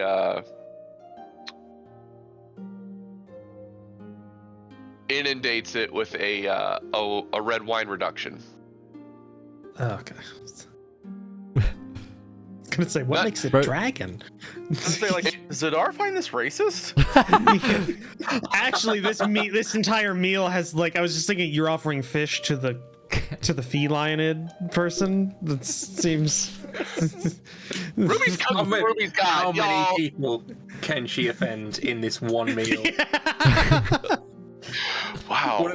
What's the side? Cabbages? What are we all three horns now? What the hell? We call this meal the cultural melting pot. You know what this is gonna call? If you don't want to eat it, fucking starve. Served with the rice pilaf. Oh, that's wonderful. Okay, That wasn't sarcasm. Calm down. Anyway, It's hard to tell. The face is pretty immobile, so it's hard to tell. Valmir, you begin showing Gourd around. Darius, what are you doing? I take 20 on the ground and enjoy the experience of an unmoving surface. An unmoving surface that won't immediately fall out of the sky. But you are going to stand directly below where the ship is on stilts. I said, no, I'm like you said, we're in like a big field, right? So I'm taking I take a 20, take a little walk, and then and go back onto the boat, or ship, airship, zeppelin, whatever, blimp, and just, I guess I didn't really have a job. Just kind of wandering around. I don't even think I took Marjorie with me, so just here. So I'm just gonna wander around a bit, and try not to go to any windows for the most part. Actually, yeah, just kind of figure that out. Wait for dinner or lunch or whatever, a meal. Valmir, show Gourd around. So this here is the upper deck. From here you have a really good view of the sky when we're in the air. And if you look over the railing, you just need to make sure that you keep hold tight on the railing so you don't fall over. Usually we're going to have some pretty smooth sailing, but never know. If it's a bit stormy, you might not want to be up here. There's a sizable crew that will be able to keep this ship going in the right direction, upwards. You're gonna like it. It's gonna be pretty calm. If you run into Darius, a wide berth, you might not want to get vomit on you, just in case. He's not very happy with the sky. He'll get used to it eventually. It's pretty new. This ship's only we just came here on our maiden voyage, so it's you must be very special. And so is just we might not make it back. We made it here, and everything was perfect. I like him. So everything is on the right track to be just perfect. And if there's anyone you need to put your faith in, it's Zep. He makes everything just better. Things he can do, couldn't even dream of. I'm just going to, talk absolute trash for a while. So he's the one who made this ship then? Yes. He also made some kind of engine in a cart that we were traveling around in. I don't know how that worked either. He's an engineer. The ship is named after him. This is a Zeppelin, I think it's been coined, and named after Zep. So he knows what he's doing. You needn't have any worry about flying through the air several hundred, potentially thousand, I don't know, feet in the air. Talking trash. Okay. Continue to talk trash and get to know each other. 0 out of 10 would not hire him as a tour guide. Yeah, I'm gonna kind of just keep like looking around, slightly skeptical of the Sure. safety of Sure. myself. Sure. No, believe me, this is so unbelievably safe. You have no idea. It's great. It's great. Persuaded. Yeah. Being persuaded. Shitty tour guy. Here's the building we're going to, or some shit. I don't know. And then Yeah, look, if you perhaps Zep will be able to give you a more detailed tour later. It's I don't know. I just live here. You know, I think this is the reason why the military actually requires you to have qualifications before you give tours of the ship. you can't even point out the exits. It's just like... No, the exit is if you're on the top deck, up and to the side, just a little bit. In the event of water landing, you go. And verily, the emergency exits are located thusly. In the event of a water landing, your daggers are here, here, and here, so you can end yourself rightly. You anyway. Anyway, the crew That's why I get have about 10 daggers. setting the ship back up to launch again. The engines do restart, and Is that a question? yeah, and Marcus makes his roll to see if you guys fly away. I'm assisting again. Sure. Well, that was a natural 20, so without advantage. So without a hitch, the takeoff goes. One of these days, he's gonna pitch it into a mountain. Sorry, I'm getting distracted by Twitch chat. Oh, all the things you've misspelled? Yeah, like mainly I think what you Valmir. need to hire first is a frickin' editor. Yeah, we know this. We know I can't spell. Y'all Midge, Twitch- isn't your job to make social media posts that have to be y'all written? on Twitch didn't see the original proofings of the trailers and stuff? Oh my lord. Midge, I love you. Although I can't say anything, I do this a lot. I was tested for dyslexia twice. Turns out I'm just an idiot. Like, Oh, I actually have it. I actually do. yeah, people. I mixed up Edward the. I'm so bad at spelling that they thought the initial test was wrong and a fluke. Like, but that, yeah. So thank you everyone that's putting out all the spelling mistakes. If someone can make me a list that I'll act on later. Anyway, the ship takes off miraculously back into the sky. And yes. Miraculously, come on. Well, effortlessly, should I say? The spunky ship rises again. Effortlessly Pirouette into the with a sky. natural 20. Well, The ship ejaculated into the sky. and I was gonna say it did something cool, but I'm gonna just move on. And yes, you get back. You get back into the air. Gourd, give me a dexterity saving throw as well. You've never experienced even a oh, actually no, you would have experienced a ship, but this is new even for you. And at the speed that they kind of take off this time, because they're feeling a bit more confident, it takes you a little bit by surprise. Because there isn't exactly a warning either that you're familiar with. So Marcus just I showing gotta off. say, really, Midge? that's fine. Really? Cat in a moving vehicle reference? Touche. Does he mule the entire trip and just doesn't stop? It's fine. We can install a There's that. cow. You're walking on the upper. You're Sliding back and forth and clicking their balance.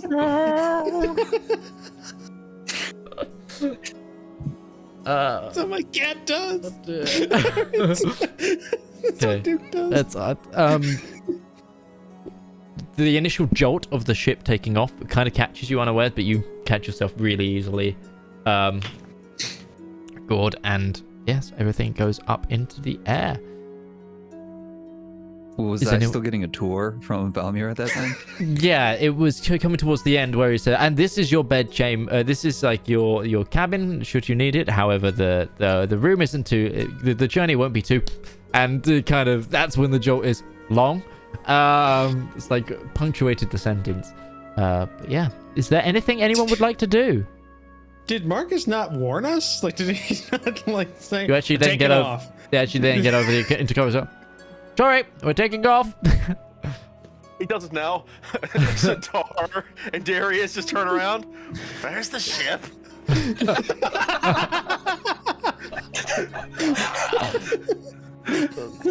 You're all back on board. The natural 20 made sure you're all back on board. Power of the nat 20. But yeah, is there anything anyone would particularly like to do? Let's go around actually. Zeb, anything you want to do? I'm still just working with Marcus, making sure things work. Like, I want to make sure that everything that we can possibly get fixed and sorted now is fixed and sorted. Valmir, what about you? I would see if Gourd wants me to just leave him to his quarters, and if so, then I'll probably go to the observation deck. Or maybe actually I'd probably go to the kitchen to hang out with Ruby. Well, does Gourd? Assuming she's in the kitchen. Does Gourd want anything, or? First he'll turn to Lambert and Valmir and go, "What time is the meal going to be prepared?" It will be ready When it's done. it's ready. I will come and knock on your door when it is time. Good. Thank you. I don't know when it is. About 45 Are minutes. you hungry Start. right now? Because I have a ration.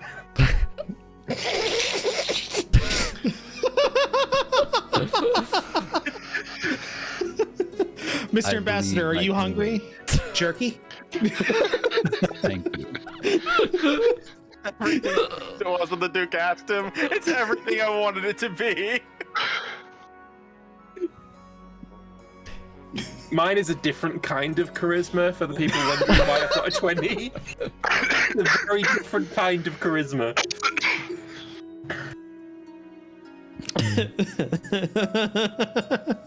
I'll just slowly shut the door. In his face, nice. I like it. Darius, what's Darius doing? Holding on to the side. Let me do something in this journey. What would you like to do? I'm assuming at some point I come across Valmir, because I don't know what else he'd be doing other than hanging out in the kitchen or walking around and stuff. Yeah, you catch Valmir on his way back towards the kitchen with a half-open ration in hand. Snacking. Yeah, he's just snacking on it Accidentally now. chewing on some jerky. Why not? Yeah. I'm just not going well. Can I make an insight check on Gourd to see like what did I catch anything from his responses the whole time I was giving him the tour? You can roll, and then I will leave it up to Gourd here to say if there's a nope. You didn't get anything. He's super friendly. Like, you're gonna love him. He's so cuddly and Can I make an insight check to know? On Valmir? If Valmir knows what's Go for going it. on. Or... Yeah, sure. I'll allow fast that. friends. He'd die for me. Right. Can I make a persuasion check? No.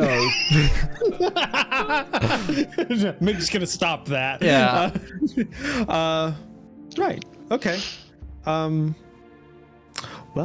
I was gonna go talk or socialize with him. So I just left him in his room and he closed the door on me. well, we'll see if that's gonna continue. I'm going to follow Darius, or just be like, Also, so I can see him down the honestly, corridor. also honestly, I'm gonna be honest with our track record. I think it's best we have somebody who knows how to fight within sight of that door. I don't know why, but I've got a feeling that if we leave him alone, this will be on fire or something. It's happened with every ship we've been in so far. He seems really trustworthy. No, not him. I think something will happen because he's here cosmically. Oh. Because it's always happened. How are we going to get on board? We're really high up. I don't know. You're a bit paranoid, maybe. Maybe. One of our party can call upon the power of God, so. Yeah. I'll see the lunch bell is going to go off. And Rubik is. You do hear a lunch bell eventually. But before that, I just want to check. Zedaar, is there anything you want to do? He's just trying to get Darcy acclimated with her traveling this way as being a good feeling, not a scary feeling. Give me a quick animal handling. She's very well trained at this point, as it is. I also would have said. I also would have said in the interim period, in the 3 months that it's been, you've probably had times where you've taken her up on other skyships, just to to train her a little bit. But give me an animal handling check. Hamid, let's do this right. I'm gonna D4 to this.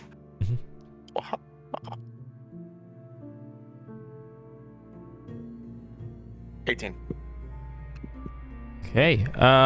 Yeah. She's settling. She seems to be not restless in any way. We need to do like a Darius handling check to get him acclimatized to it as well. Going to have some lunch. And he is going to just kind of set some of her cabbages in her trough.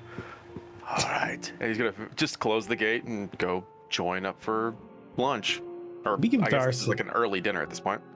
Yeah. Do we give Darcy like a vitamin supplement, or do we just feed her cabbages? Well, she gets to graze normally too. Okay. It can't be healthy. Well, technically, I think the food created with food and water provides the nutrition you need for it as well.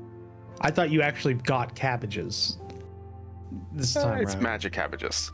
Oh, okay. And if everybody comes up to the private galley for the Skyfire Company, there are 6 plates of a kind of reddish, but smelling good salmon,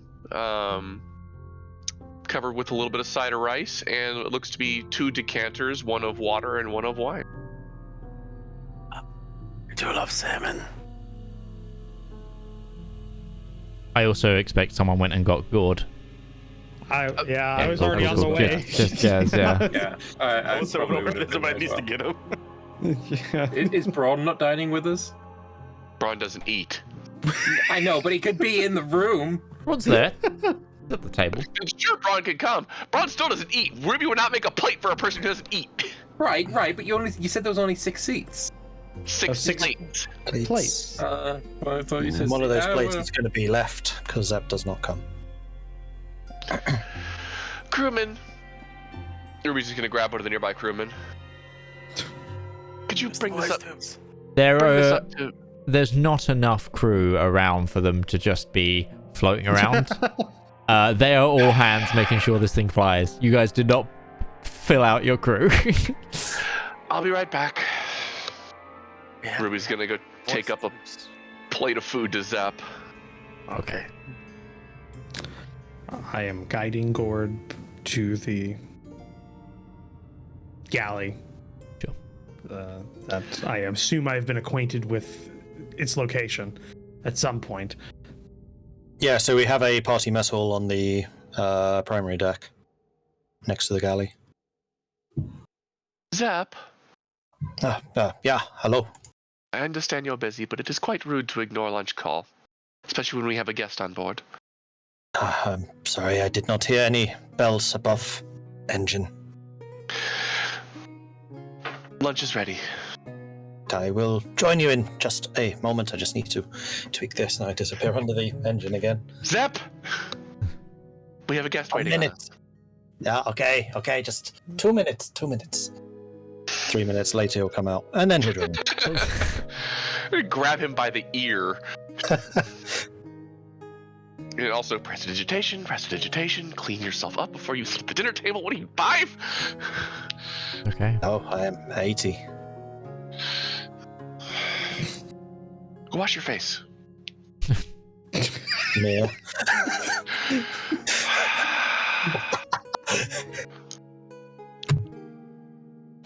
You We all, arrive. you all eventually get to the dinner table.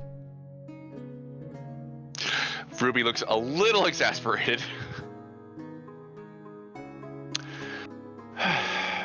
Gourd. We're all seated together. We can actually have a conversation. And she will sit down. Please, eat though. You'll find my food is actually quite tasty. I worked very hard at it. It is very good. It always is.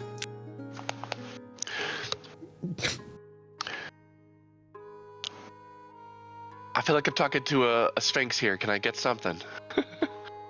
That's definitely, you can't say that to be lying race. You can't say that. Wow. So, Gourd, you good with that bow? Talking shop. I don't know. I am quite confident in my skills, yes. And as far as the food, it is above edible.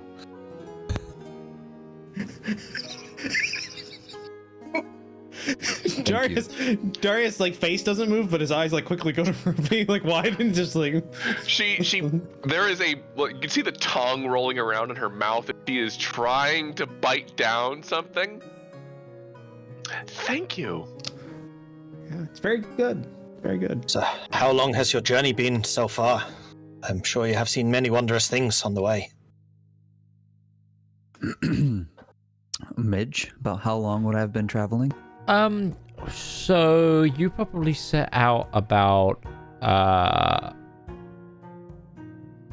3-ish weeks ago now, from the Eladrin Empire anyway. Since you got given the message, should we say. Since then you've been by boat and by carriage and then by foot for a lot of your journey. But throughout the Rien, you went on foot, mainly because there was no provisions given to you in essentially hostile territory towards the Eladrin. So it was just up to you for you to make your way to the main gates of Lagron's land. But when you traveled through the kingdoms of the Nardathel, you had all the accommodations of an envoy. But yeah, so about 3 weeks. It's been about the turn of a moon. 4 weeks then, or thereabouts. Yes. As far as what I've seen, much of what is natural in nature. I was on foot for quite a bit. You passed through many major cities. A few, but none that I really recall the names of. Well, I was going to ask, I don't suppose you stopped at your compound on your way here, did you? I think you would have avoided many of the major cities. So, yeah. Part of my duty is to not really mingle in the main cities and towns, and especially when carrying some sort of correspondence, I keep to myself mostly. Oh, Right. So And you we're had not- no other companions for this journey, you're just traveling on your own. That is quite brave. Yes, for the most part. Some of it when I was in the Eladrin Empire's territories, I was able to have some things afforded to me, but for the most part, it's been whatever I can get by on my own.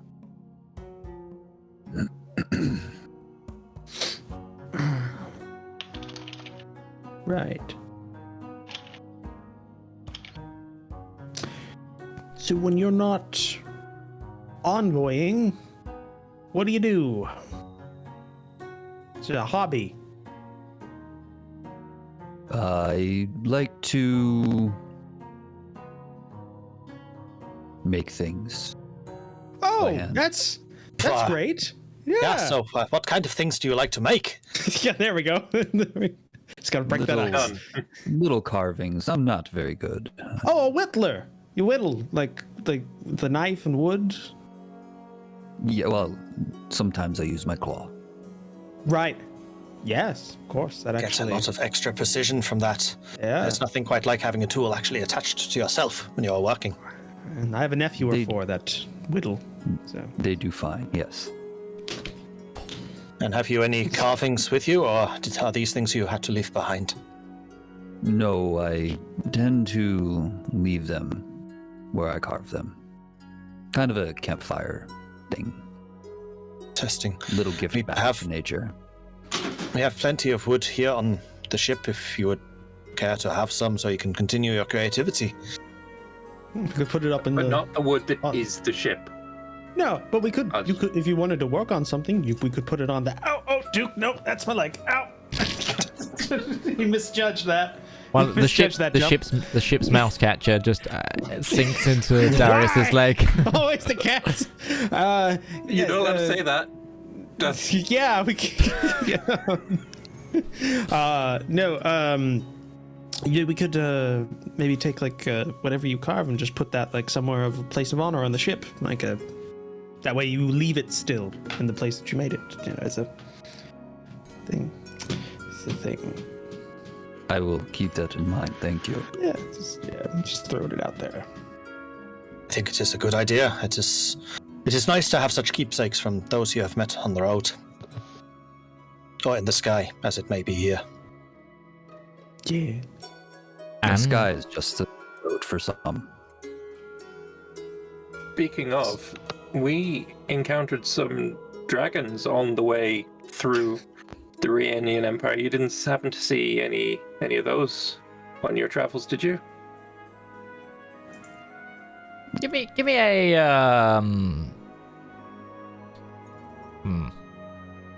just roll a d20 for me, Gourd. Dragon check.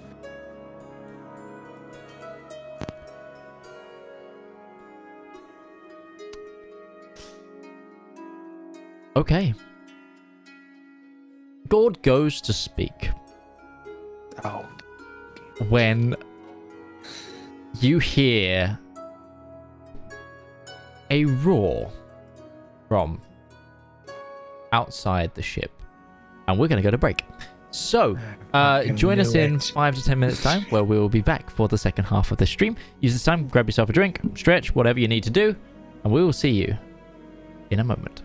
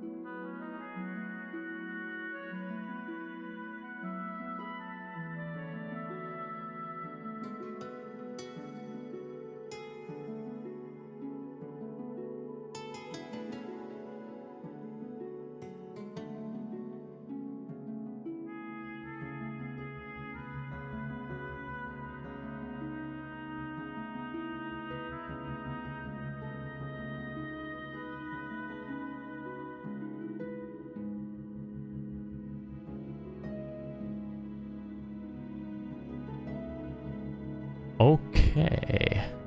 So, welcome back, everybody, to the second half of our broadcast tonight. Hope you've all considered. I started reading my OBS saying, consider turning down your video settings. Hope you've all had a good break. Honestly, you put something in front of me, I'm like Ron Burgundy. I start reading it. Yeah. Ron Burgundy. Yeah, I was like, I'm the image man. Hope you all had a lovely break. Use the time to drink, stretch, whatever you need to do. If you're joining us just now, you join us as our party fly back to the capital of Wretchen, escorting an envoy from the Eladrin Empire, a nation that has been relatively against them in recent times, but the Duke has looked to repair those relations, and the envoy is there, and they're having lunch as they heard a roar from outside. So, Skyfire, what are we doing? That is not supposed to happen. Combat. I don't suspect that's your ship, is it, Zep? I hope not. And gonna head up to the door. You hear, as you go to the door, you see crewmen run past, and you hear over the voice tubes, combat stations! Combat stations. I'm a Brit man's ship. Oh my lord. Action stations is their new one. General quarters. That's what I used to hear. General quarters are just the mess hall. We have, yeah, Jarvis is like, we have no combat stations. What are the combat? Do you mean that Darius didn't prepare for this? No, he prepared. Like, he knew what he would have if this thing fell out of the sky. He had a plan. It wasn't a good plan. That's why he got the immovable rod. No, he has the immovable rod. He gets on the top deck and he just drags like right before he yanks your arm off. Ting ting. Yeah, Just keep doing it over and over again. Yeah. There's a reason he spent a lot of gold on that thing. You just bought a magical parachute or something. I was thinking utility-wise. So, but I guess technically you sort of did. Just doesn't work as directly as one. Anyway. Run, deck, top deck, run. Yeah, no, yeah, run. Okay. Hope you go with that bow cord. Here we go. Darius finishes his plate a little bit as he goes. Everybody gets 3 temporary hit points. Use them. There we go. Yay! Yeah. Oh, there's the music. There it is. Yeah. So, you all begin to run to the top deck. I need you all to roll initiative. Now, Midge, I know this for certain. Advantage on initiative checks don't work. Yeah. In here, so I have advantage on initiative checks with my shield now. Okay. So should I just roll initiative twice and then you? Yeah, no, I'll manually put it in. Yeah. I see a lot of the old stuff on there. Joanna, Patrick, Darcy. Yeah, it's Marjorie. the cold. I mean, yeah, it's still the you don't see the current things. Okay. I will you don't remove. need to change it, Midge. Joanna's here. The last Joanna one was my appears. higher of the two, so Okay, sure. I'm good. Braun takes whatever Zep is, which is 11. I'm where I usually am. Question, Darius, do you think Marjorie would run to the top deck? I thought we didn't take her. Yeah. Because that's what I was saying earlier. I was saying I don't think we took Marjorie, and you didn't correct me, so I assumed that she wasn't okay. here. No problem. Yeah, she's a knight now, so I don't know if she she's a still knight has now, to but listen to me. she's stuck around with you guys. She's still. She hasn't been told to leave the company, so. She's a robot. She hasn't been ordered to. Oh, hey, Gourd, you should the way that this system works on your character sheet, you just need to have the HP at your max. It just needs to be in that one field. Currently, it says you have basically no HP. You've taken 56 wounds. Oh yeah. Yeah. We count up, not down on Prince Grounds. So yeah, just have the max filled out, the other one blank. There you go. And also give yourself the 3 temporary.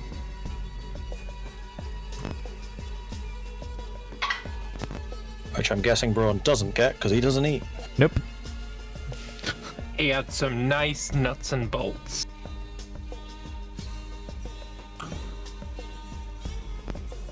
I think But that would also be racist. okay, I want to ask you: do you eat horns? which end of the ship do you guys want to come up on? The closest. He would come up. Zedaar would come up directly next to whatever's the closest staircase to the mess hall. Okay. Yeah. Yeah, probably the Yeah, same. it should be the middle. Sorry, the rear entrance. Yeah. Yep. I'm just. I'll be going full tilt. I will push people out of my way if I need to. Okay, so marching. Give me an marching order. So Who's got the Darius highest base was speed? first, I guess. Darius was first Yeah. because he just said he's pushing Driven by through. fear. Who's coming Yeah. next up? I mean, Zedaar rushed up top. The second they heard the roar, he rushed out the door. Okay, so Darius and Zedaar at front. I had to head back to my room to get my equipment. Yep. Oh well. Yeah, who didn't have their weapons on them? Because Well, I mean, did you bring your Gourd, weapons? your weapons are. You'll have to cross the top deck to get to your weapons. Very well. I don't, so I'm going straight up. Okay. I've established earlier in this episode that I carried them with me. But I'll get you guys. Also, I think the scale is slightly off, so let me just tweak this before I get you guys on the map. DM things. Yeah, that looks far better. I'll give you guys this map in a cotton tootin' picking minute. Need to work on that, Mitch. Okay, I think that's everybody. No, Ruby. Okay, It was just larger than everyone else for some reason. okay, so you guys, Ruby's larger than everyone else. I think that's because I brought you guys on a different grid surface size. Oh, there we go. That's What map are we So loading the up? map is it is the one quite nicely called Skyfire Top Deck.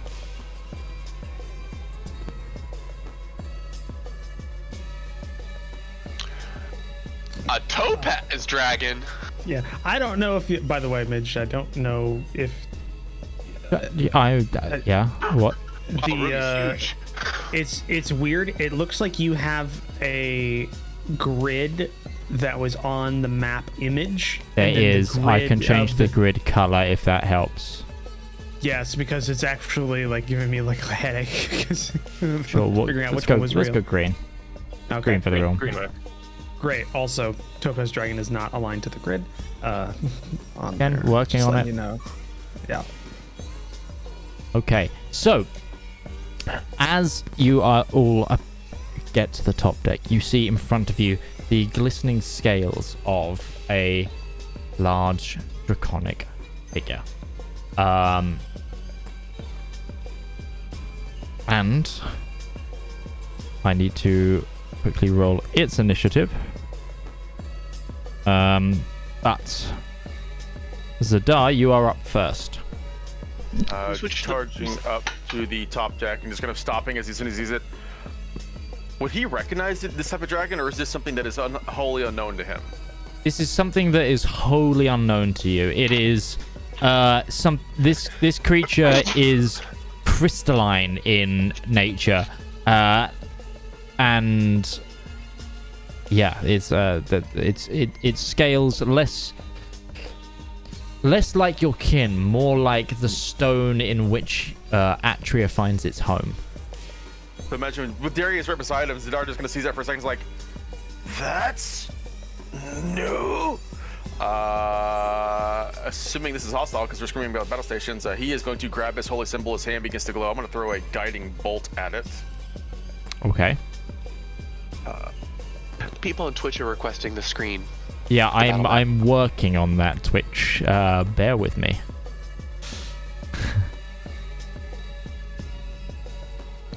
And just to give Gourd, if you need to make it easier on yourself, when you go to the images menu, which is in the campaign dropdown. When you're in images, you can select uncategorized for a group, and that'll be mostly that'll be everything Midge has made. So, and it's near the bottom, and it's alphabetized. So.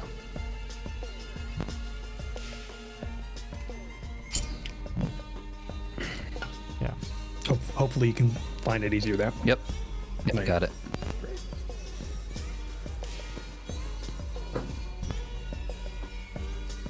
Give Midge a second here to ensure that he's got everything in working order.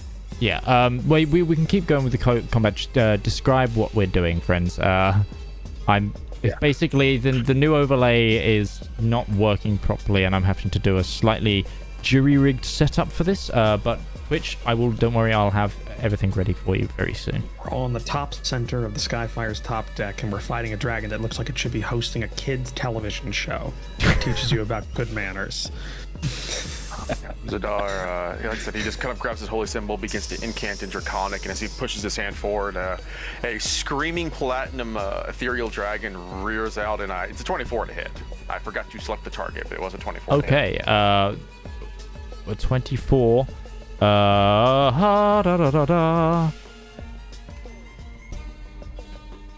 on, I'm sorry, my secondary mouse is caught. The problems of a dual computer setup for this. A 24 does hit. Roll damage. What is this you're doing, by the way? Guiding Bolt. Oh, yeah, lovely. 16 points of radiant damage. Next attack roll on it is going to have advantage, and Zedaar is going to shift back around and basically use this pillar for cover, knowing that all dragons, despite their forms, they tend to do bad things with their breath. Sure.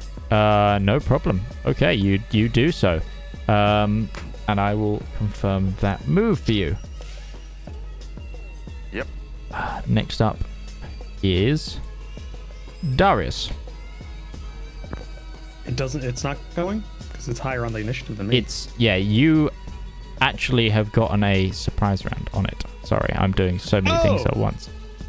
Awesome. Cool. Yeah, Great. it's because, sorry, I missed that from the description. When it looks at you, when you guys get up there, you see that its back is to you. And it's kind of just landed. Does the surprise round also mean I get advantage on attacks against it? Or no? No, it doesn't. Okay. It's just a free action. Although you do have advantage because of the guiding bolt currently. Oh, that is true. So yeah, Darius is just gonna go straight that way. Well, kind of straight and then hook that way. And I have to remember how to play a fighter. Sure. You press attack. You know, I don't need the sass. I don't need the sass. I'm sorry. So I'm happy to be back, guys. I think we're all very happy to be back. I meant in the terms of I got new things, so I kind of need to remember things. Okay. Yeah, I need my movement confirmed, and then I will strike. Sure thing.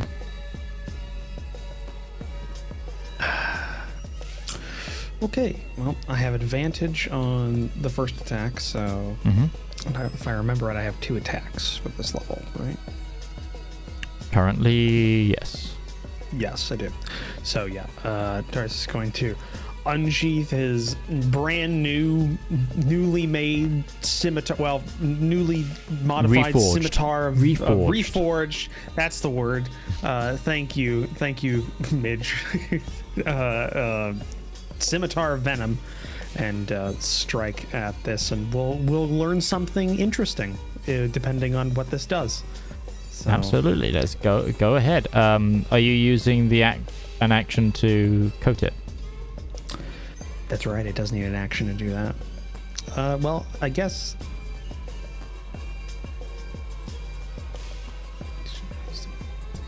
Is it an action or a bonus? Well, I guess it would be. Yeah. I think it's a full action. It's a full action. Yeah, it is. Yeah. Double check the description, but I think it's a full action. Yeah, it's a full action, and I don't have to compare. I don't have anything to compare the the dagger too, so I don't remember what it was. And since I don't have 2 actions, I just have an action that can do 2 attacks. I'm just going to attack twice, regularly, for this one. So, regular attack. I rolled the same thing on 2 dice. 17 misses. That's interesting. Terrifying. That's interesting. I'm going to use a superiority die on this to give myself a D8 to hit. Which there's a name for it. I'm trying to find it, but I'm all discombobulated.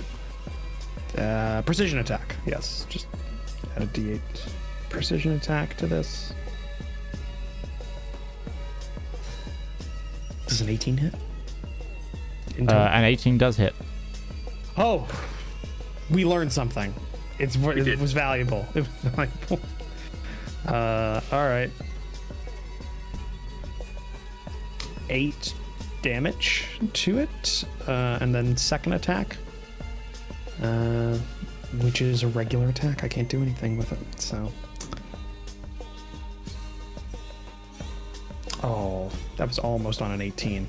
Okay, that's I've got 5 more feet of movement, so I'll just shift up 1, and then end there. Okay. Awesome. Very, very awesome. So, I have now managed to get the map on the screen for everybody. Sorry for the fudging about. Watching it on the stream. It's unfortunately one of the things is with the studio mode, some of the elements that I use for these streams doesn't show up in the studio mode, so I can't place them properly. It's rather frustrating. I think there's a switch somewhere that I need to hit. Don't know where that is. But, Gourd, your turn. Your weapons are in your cabin, which, if you're looking at the map, is one of these rooms ahead of you. I think it's the one on the left, if I recall. Yeah, it's the top one.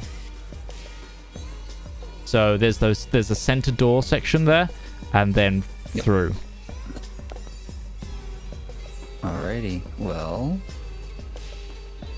I am going to just make a dash to try and get to the room.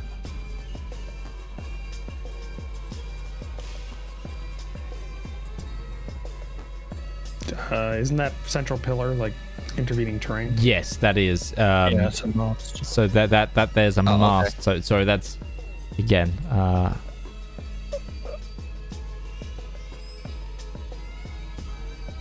was trying to work out who wasn't on the screen right now, and I've just seen that it's Roach. Thanks, Roach. Yeah. Thanks, bud. Look. Funnily enough, it took me about the same amount of time to figure out I wasn't on that screen. Yeah, touche. I had to open Discord and be like 1, 2, 3, 4, 5. Yeah, I was like, I thought I'd counted everyone. I was looking at the top, looking at the thing. I was like, I've. It's all right, Midge. I'm forgettable, even to myself. Guys, it's been a while. Been a while. Okay, we now have battle maps. Is awesome, Mitch. Like, this is a big upgrade for the stream because we didn't before. Yeah. So my quarters were top, correct? Yes. Yep. So I would make the. Here we are. Make 80. Oh damn, he faced. Yeah, he has. Well, he's also got some things about him. Does Zippy boy. And this might be weird. How does he run? Is it like on all fours, or is it like human running, or how does he run? Naruto? Standing like up. Hands just behind. Standing up. Okay, good. Okay. Yes. Yeah. No, Like how tall is your character again? 6 feet, I think I put it down as. Yeah, as a 6 foot muscle bound lion man would run. With confidence. Yeah. With purpose. Okay. Is that the rest of your turn? Yeah, that would be it. Unless I have to use actions or whatever to open the doors to get in. No. That's about You can use your bonus action to prep the door to be open, so you can just go in, grab your stuff for next turn. Okay. Ruby. Ruby's. Oh, I really hope this thing isn't friendly. Can I see it from where I currently am, or do I have to get around the pillar? You cannot see it from where you are currently. So Ruby would go to here, 15 feet, come around the corner and just say, and I also hope it's not immune to fire. Flick a firebolt, just to see if it works. Okay. We're learning things. First round, we're learning things. I'm just going to remove its token and replace it to... Oh. But, go ahead. Oh, okay. Thick boy. That makes it a lot more... I'm going to slowly do that to everyone else's now that once you've taken the turn, just so everything's sized correctly. It's going to annoy me otherwise. That we have only it is giant sized correctly, Ruby. but it's sized in relation to our ego. Natural 20. Hey, very nice. Go ahead. Let's not turbo kill it in case it's like, Wait! I have awoken after 2,000 years of slumber. I have something to tell you. No, now I'm not sized correctly anymore. I'm small. Oh, that's true. I should have left you.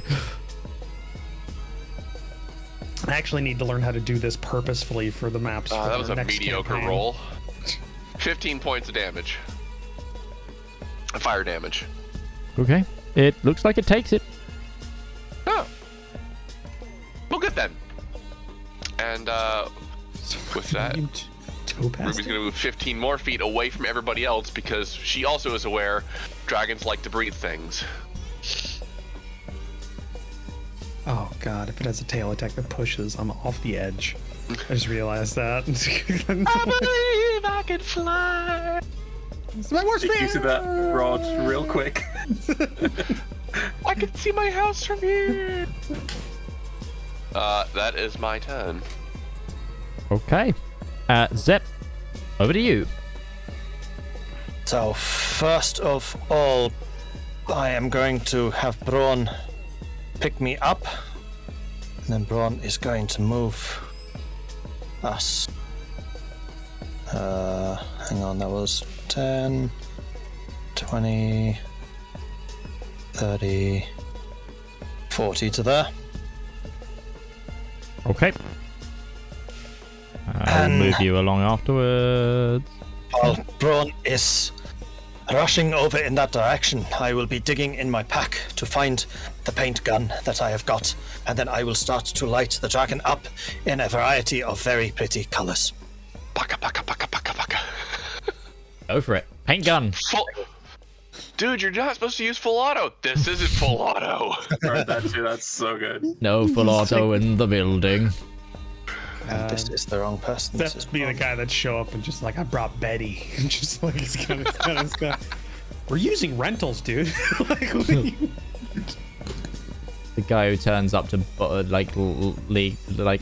bowling in a bowling shirt. Like, it's a bowling party for 5-year-olds, and just turns up to it in a bowling shirt, league shoes. He's got a custom ball. And he's like, yeah. Yep. But unfortunately, none of the paint actually sticks. He must have an oily hide. Well, it's less of an oil, but the paint just doesn't adhere to the crystalline structure that forms this dragon. Are we just attacking a statue that doesn't move? Like, that's the thing. It's just, I forgot that I built this earlier. I am it's sorry. just a gem dragon. It's just like... Is that the rest of your Has to turn? be done. Cool. Yeah, that's what I Okay. got. Valmir, over to you, bud. Okay, so first thing I'm going to do is I'm going to cast haste on myself Okay. Using the ring. using the hasted ring that I was gifted. Yes. Yeah. With Please, that, noises. I am also going to cast, or not really cast, but I am going to target this dragon with my not Eldritch thing, the Hexblade's Curse. Go for it. So I don't remember how to do that though. I'm sure there was a way that we did that. I think so. But if you can track it manually for now, you can always track it manually.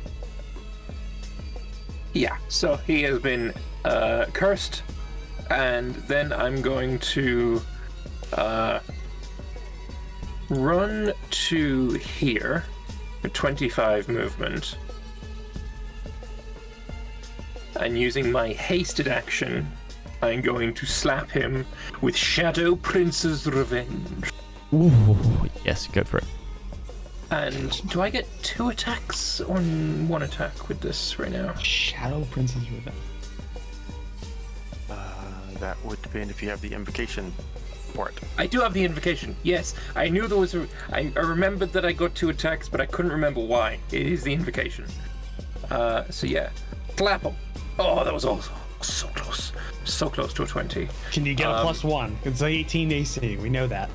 Yeah, I can't get a +1. Oh wait, but I have an advantage because of the paint. No, that was just no paint. attack. Paint It would have doesn't automatically appear. applied that. Yeah. Oh. That's why I tried to do it, but no, it didn't work. Just a question. What was the save he had to make against that, by the way? 16. Like, no, what it was dex save? Okay. Yes. You know, it's standard for me. And I will use the remaining 35 feet of my movement to go here. Okay. Okay, well, he has a reach of 5, so that's good to know as well. That is a good point. Because you cast haste on yourself, you wouldn't have gotten the 2 attacks. You would have just gotten the 1. Oh, my apologies. They both Your haste anyway. is just the 1 attack. It's been 2 months. It's been a while. It's been ages, so It's been 2 months. Yeah. more than that. Really? 3 Yeah. months? We ended in the 2nd week of December. It's now the 3rd week of February, I think. So it's been something like 9 weeks, I think. Anyways. No, more than that. We're 8 weeks into the year. It's been time. It's been time. Been time. Past, yes. But Zedaar, back to you. Zedaar's still not sure if this thing is...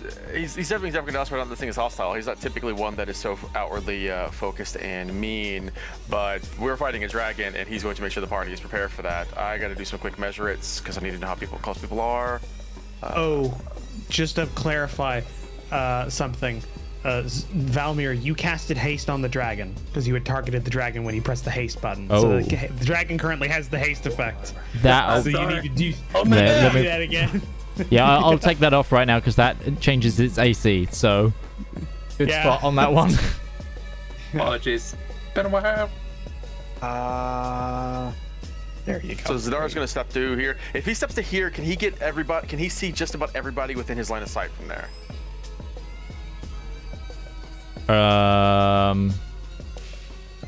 The only person he wouldn't see is Valmir because the staircase has a wall. Sorry, for some reason this isn't using my line of sight properly. I'm gonna try and deal with that right now. But, Triggle. I believe Bless at... It's 3, 4, 5... I need to cast it at 4th level. Fuck it, I'm gonna cast it at 4th level. I'm gonna cast Bless at 4th level to make sure everybody here is just going to get access to Bless. Okay, go Because I feel for like it. that might be not a bad idea right now, including myself. And Except then I'm going Gourd. to use...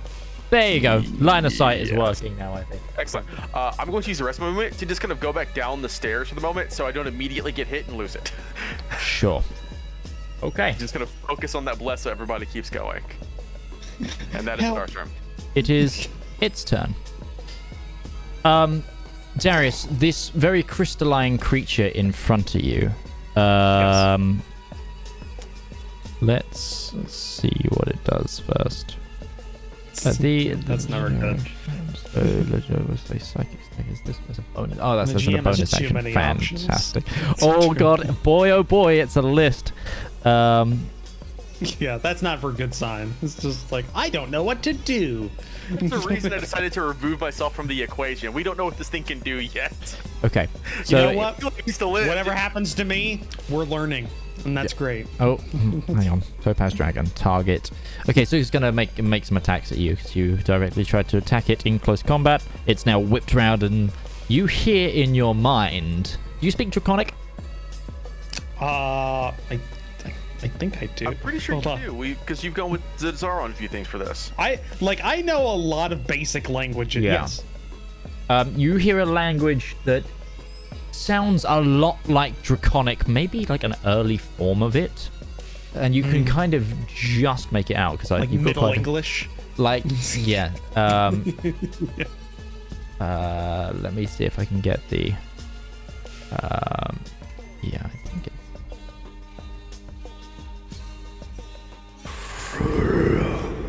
Creature, you dare attack Xenomorpheus? And it's going to attack you. Okay. Right. And it's going to attack is also echoed. I think the Sistine Chapel's trying to contact me. So Ron, what have you been painting? makes its first attack, which it misses. Do you have a retort? It missed. Does it look like it's going to attack me again? Yeah. Yeah, I'm going to riposte. That Yeah, makes there you go. sense. I was gonna say, I'm need just to do it double checking with your anyways. stuff. Yeah, I need to riposte. Do I add anything with when I do a riposte? I forget. Because I know it's a combat maneuver thing, so I just You have need to add to... your D8 to the damage roll. Is it the damage or the attack? That's what I'm trying to figure out. I think it's damage. I think Damage, only precision yes. attack is attack. No, there's another one that does it too, but it's special. I don't know. There's a lot of crap here. Yeah, so... oh, I have to retarget because you... There we go. Got that. Sure. You hit. What was that? D4? Less. I blessed you. Right. Cool. Yeah. Right. Of course. 5. Okay. Ha! Just go for its second attack. That's like, look at 21.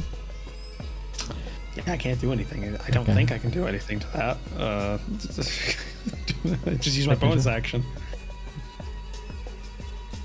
Does 7 points of damage, and then it's going to bite you. Why did I partially absorb that? Temporary hit points from the food. Got it.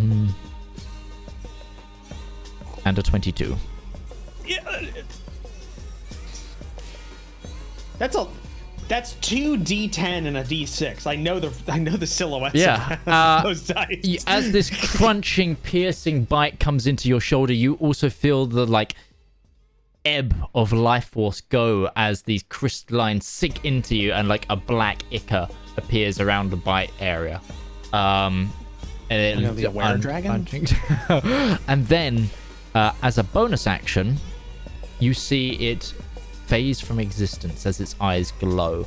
You just catch its eyes glow as it releases its bite from you, and it appears right over here. Oh, that's not good. Oh, I don't see it. That means I'm safe. I think it can move that far. Let me just double check. I think it was Used instant transmission. We're screwed. yeah, it's Ears behind you. Nothing personal, kid.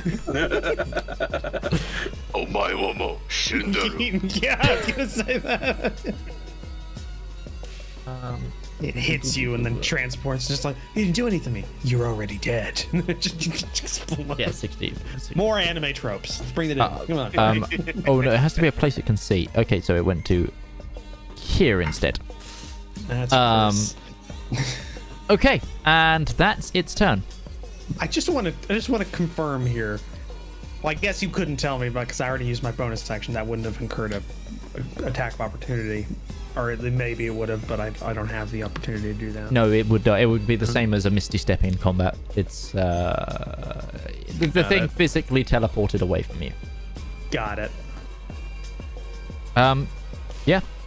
Darius, it's your By the way, turn. Midge, tip. Just a tip when you're using the voice changer function of that Pro Change the volume?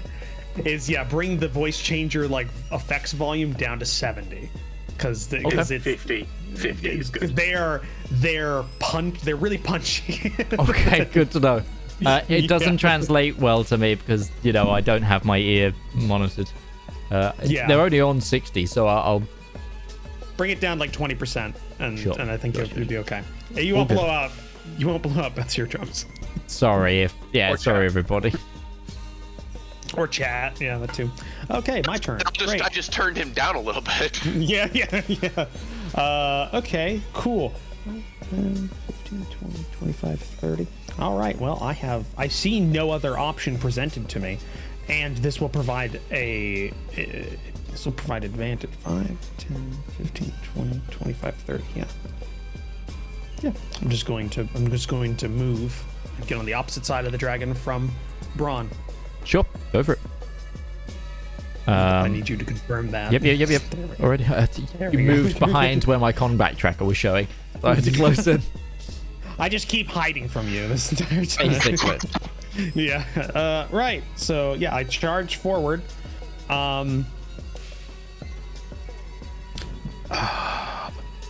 Do we want to incapacitate it or kill it? I want to I talk think you're to it.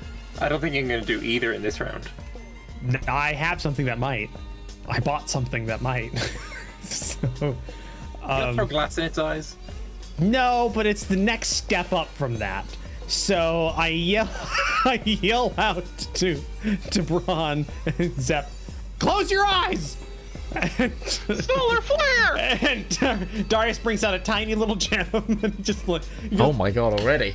and he Episode pops it. 1, here comes the flashbangs. I know how he does it to Ruby. Okay. Yeah, it's because it's a cone. Well, actually, no. I think I can target a single creature, so I don't need to do that either. But yeah. Okay. Come here, eyes. Click. Okay. It's like a flashbulb. What's the save on this? Give me a second here. I haven't used this before. I just bought it, so. Everybody got toys. They're all getting involved in this fight. I specifically bought mine to make Midge's job harder. Because Midge was a player of mine for years. Yeah, I spent 4 years doing that to you, so it's only fair. Yes. Okay, this only uses one charge out of 50, and so second command extends one charge and causes the gem to fire a brilliant beam of light at one creature you can see within 60 feet of you. Didn't read that part. Probably could have been out of melee combat with this guy, but oh well. Creature must succeed a DC 15 Constitution saving throw or become blinded for 1 minute. Okay. Make that And it save. can repeat after the end of every round. I don't have. It's not one of those items. I have no attack. So you just need to make a saving throw. A 28 makes that. A 28 makes that. Well, I can't do anything to force that. I don't believe so. It's fine. We learned another thing. They're dragons and they're really hardy. Constitution. Well, I'm trying to figure out its saves, but that didn't display, so I have no idea. I have no idea what he rolled. That's why I've now got a sheet where I've this is 28. It's fine. 28. Yeah. Yeah. So everybody, you just see just a flashbang of white light, and then. Okay. Well, that didn't work as well. See, I mentioned Zedaar, who doesn't see and just sees lights like, what was that? I don't see the dragon. Just like... A failure. Yeah. Question: does that count as a ranged attack? It doesn't say, because it's just like it's a magic item.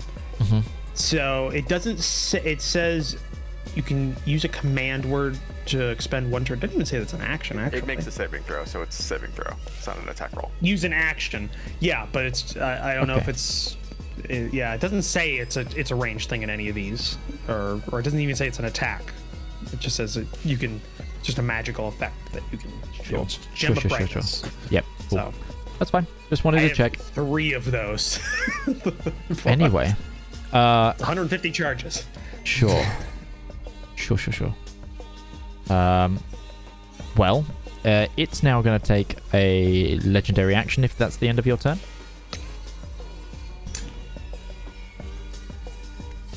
Yeah. Sure. And Darius.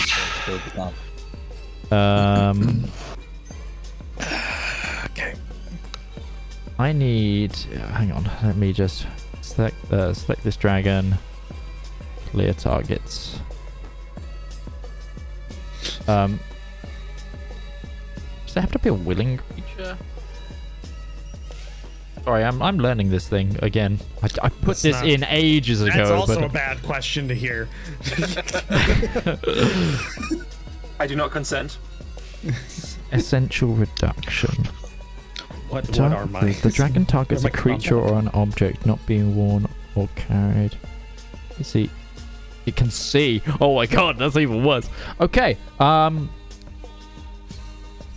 Darius, the dragon turns its head back to you and glares. The eyes glow again with this yellowish but also now sickening color that's like light refracting through the gem-like surface of its skin. And I'm going to need you to make a Constitution saving throw. Okay. Is it casting a spell? It is not. This is a innate action of it. 22.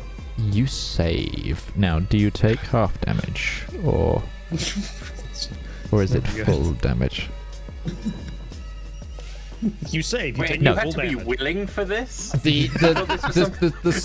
No, I needed to check that. So, there is the sickening feeling that like of the yellow light as it hits you, kind of like you manage to shake it off, and you do not feel it. Can we say I was affected by my blind thing, kind of, so I couldn't get the full sight of the journey inside. So yeah, just like, it's what? It's like Ginny Weasley. You only half look to the basilisk. Okay, that is now Gourd. Your turn. Alrighty, I'm gonna head into the room. Yep. I just saw the Say about that far. I don't know where everything's laid out. So I would say as long as you can get to the center of the room. Yeah, and I would say that if you have a bonus action, it would take a bonus action for you to grab all your stuff and get it already quickly.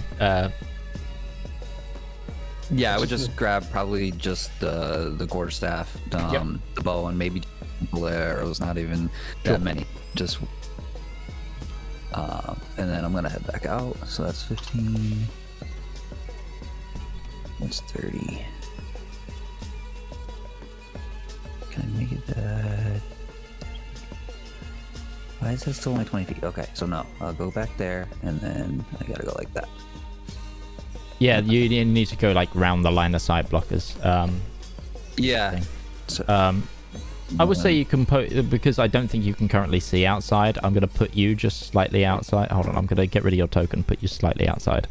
Yeah, I was going to say, he's got the tiny tokens. He look like a little manlet. Tiny token. Gourd, but tiny. So you can see what's going on. There you go. Okay, and then I'll still have my action then, correct? Yes, absolutely. I am going to cast Bane on it. Okay. You can certainly try. I can certainly try. What do we see when you cast as well? You need to target it, I think. Ah, yes. Oh. So if you control click the creature, it will target it. And you see on the combat tracker, if you have that open, which is the cross swords at the top right, if you don't already, it will say that you're targeting, and then you can roll that save and it automatically roll against its defenses. So I roll a cast, or do I click the save? The save works. You tell it to make the save. There it goes. It got a natural 20, so it saves. Sorry, buddy. That's... Hey, that's fine. You've been thrown in the deep end here, bud. But yeah, what does casting look like for Gourd?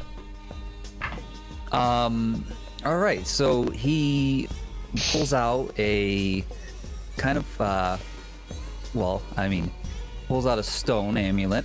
It kind of looks a little bit like a geode in a sense, and kind of prays a little bit to it, and then he projects it forward like he would a holy symbol. Okay. Little, wisps of green and white light kind of come off of it as he casts. Lovely. Unfortunately, the spell did not take. Mm-hmm. Is that the end of your turn? That would be it. Okay. Ruby. So you've seen Ruby cast a spell similar to this before, which starts to whisper the incantations, and this digital clock appears in front of her. Well, normally she would use it to wind it up to speed somebody up. She's instead going to point to the dragon and start winding it back. As she is going to attempt to cast slow. Okay, go ahead. Upon the dragon. We are running a gambit of this thing's saving throws. Dex, Con, Charisma, and now Wisdom. Something's gotta get through. It's gotta stick.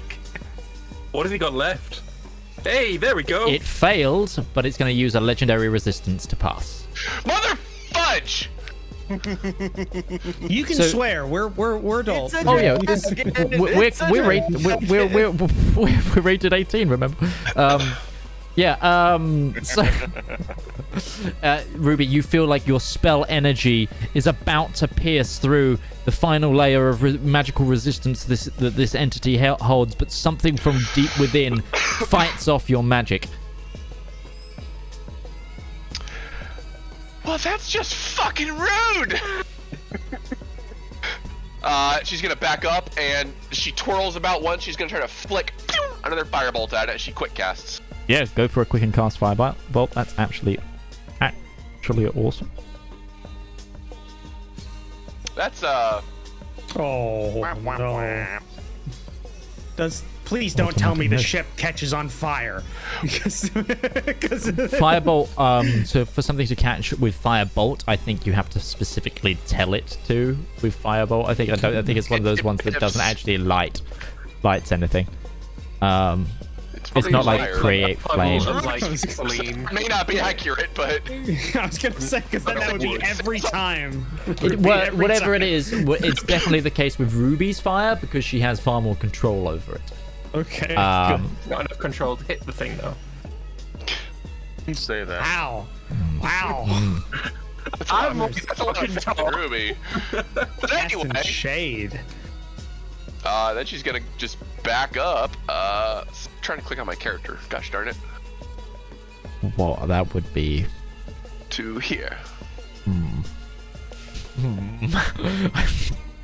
Okay, sure. Oh, I see you now. Hi, Ruby. How's it going? Bad! Very, very bad! Okay. Join in! Is that the end of your turn, Ruby? Tried. Steward of Gondor here. Okay. It's gonna jump in and join in and do another legendary action. Your posts. Feel so safe down the stairs. Nothing can get me. Okay. So sooner or later, you're just gonna see Darius's body like hit at the upper wall and slide down the stairs. What level does it cast this at? That's what I want to know. I can fix it. It's fine. He can fix it.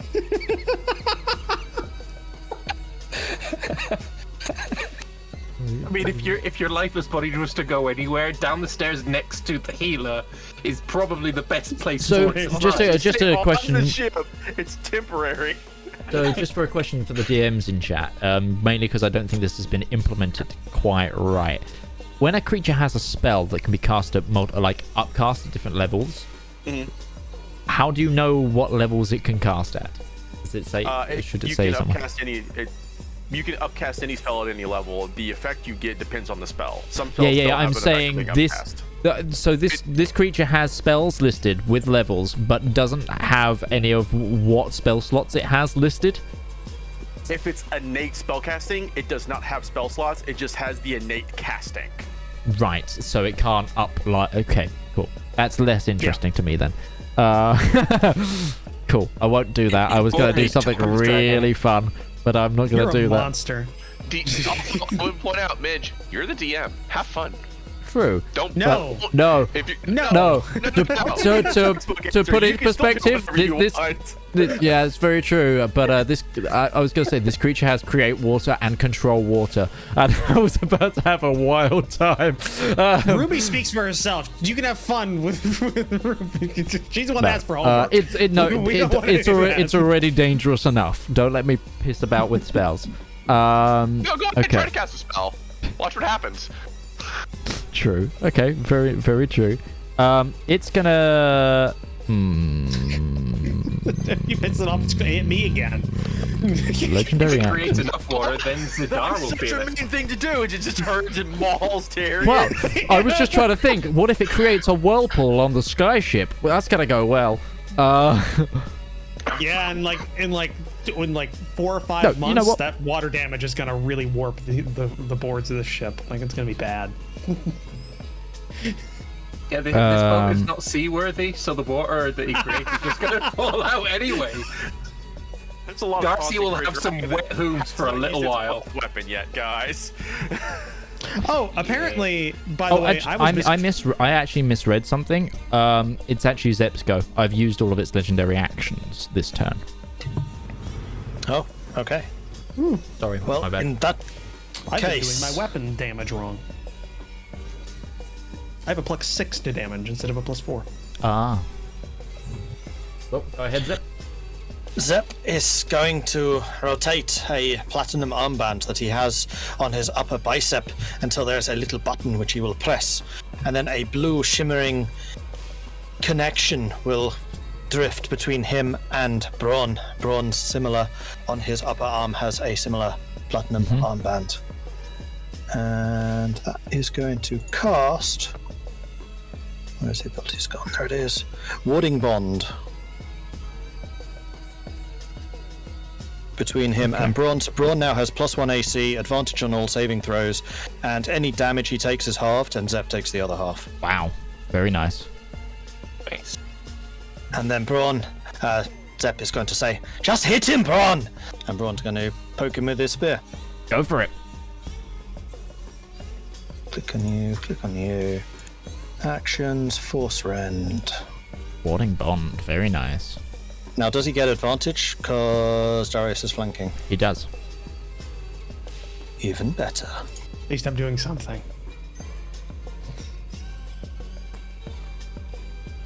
That would be a crit. That's a natural 20 roll damage. Resist that, you son of a bitch. 12 points of force damage.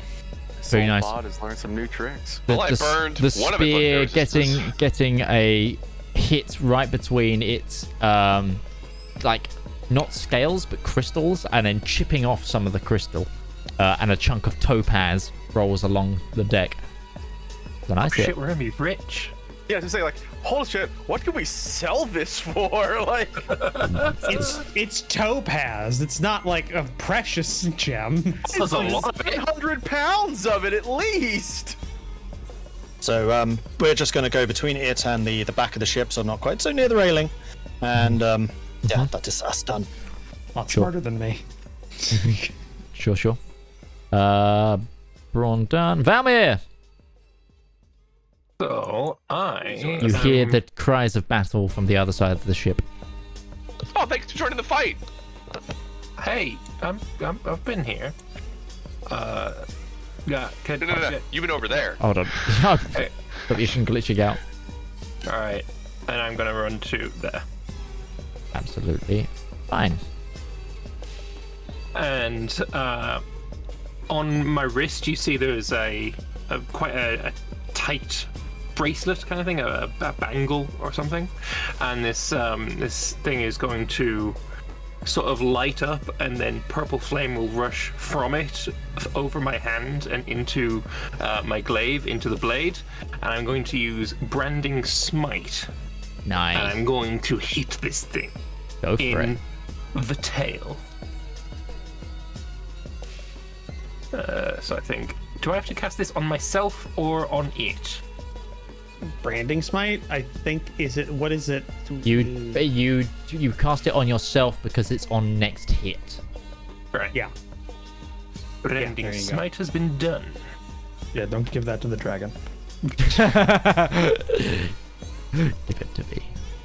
All right. Secretly helping this whole time. Haste, branding smite to the dragon. That is a 23 to hit. You hit. Would have Roll had damage. advantage, by the way, because Right. Behind Yeah. him. Yeah.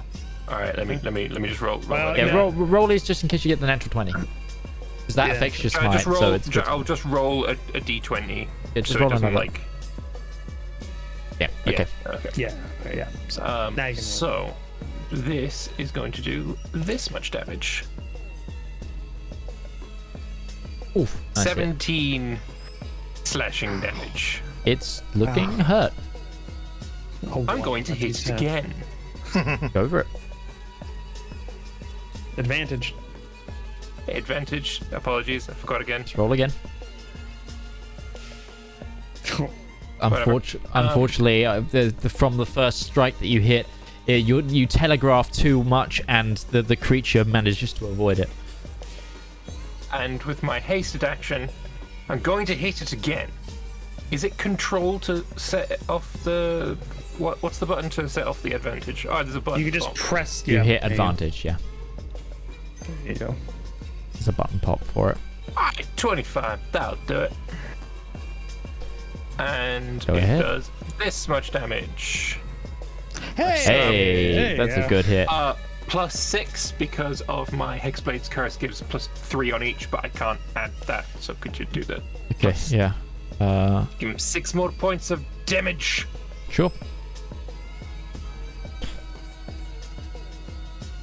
And I don't even think I have any movement left, so I'm gonna stay put. Okay. Zedaar.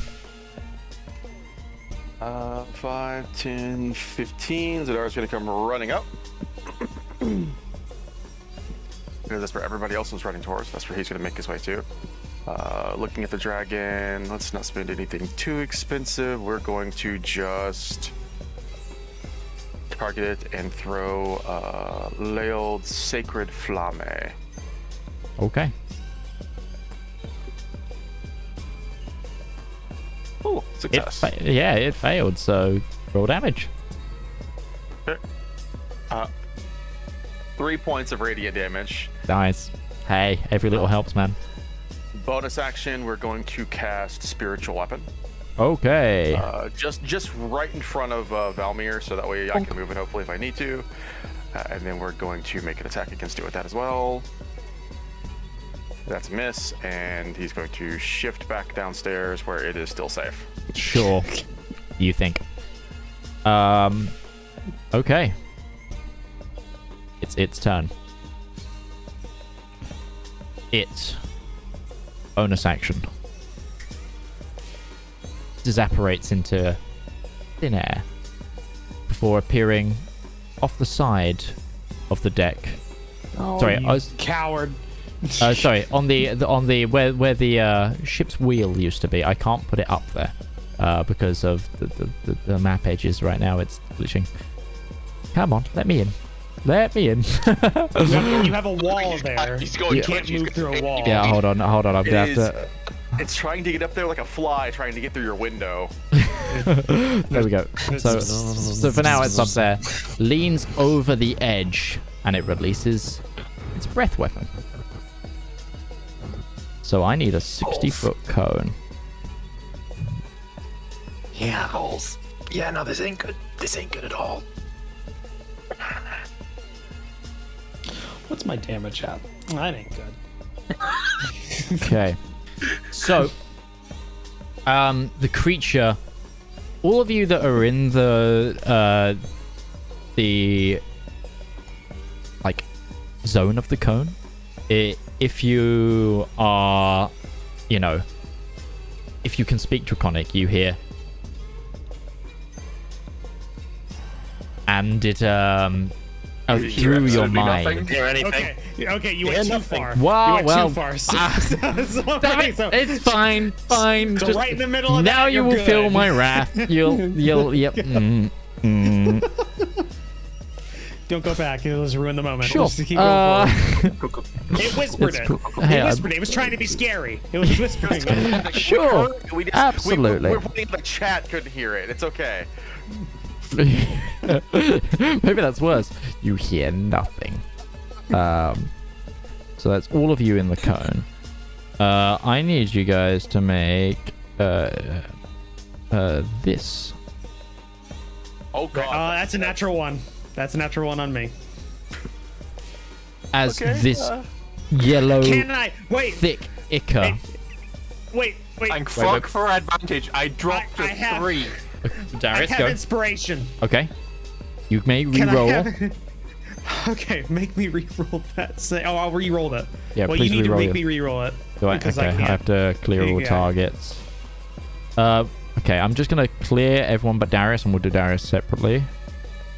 And then we'll have to apply the damage manually. So I will use the inspiration. I was trying to save this for the end of the the end of the campaign. Just keep the same inspiration, but as this yellow thick breath comes out and just fills your lungs, and you feel almost necrosis set in on your skin. Some of you who survived that sort of test of your body shrug it off, others feeling more of the effects from it. Darius, I'm gonna how do I feel? I'm gonna find out. Let's Oh, thank fuck. I forgot Haste's concentration. I'm still good. you succeed, so can you take half that damage? Yes. What is that? That was how much damage was that? 34 halved, so 17. 17. Okay. And yeah, I'm not doing great, but a lot better than I would have been, which would be dead. That's its turn. If I hadn't done that.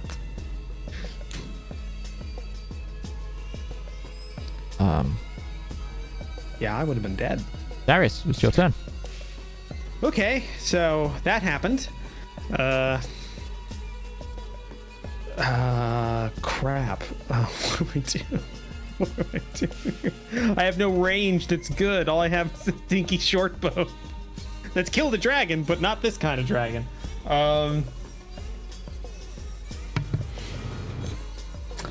Didn't we talk about the fact that I was going to make you a longbow during the downtime? Because I'm sure I that is something I was refused. going to do. You refused it? I Man. refused.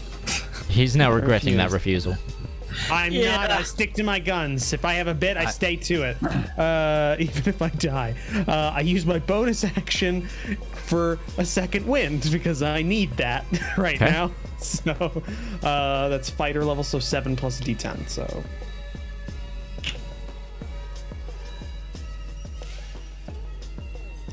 11 points back. It's not bad actually. So that gets me down to 26. So I'm back in the green.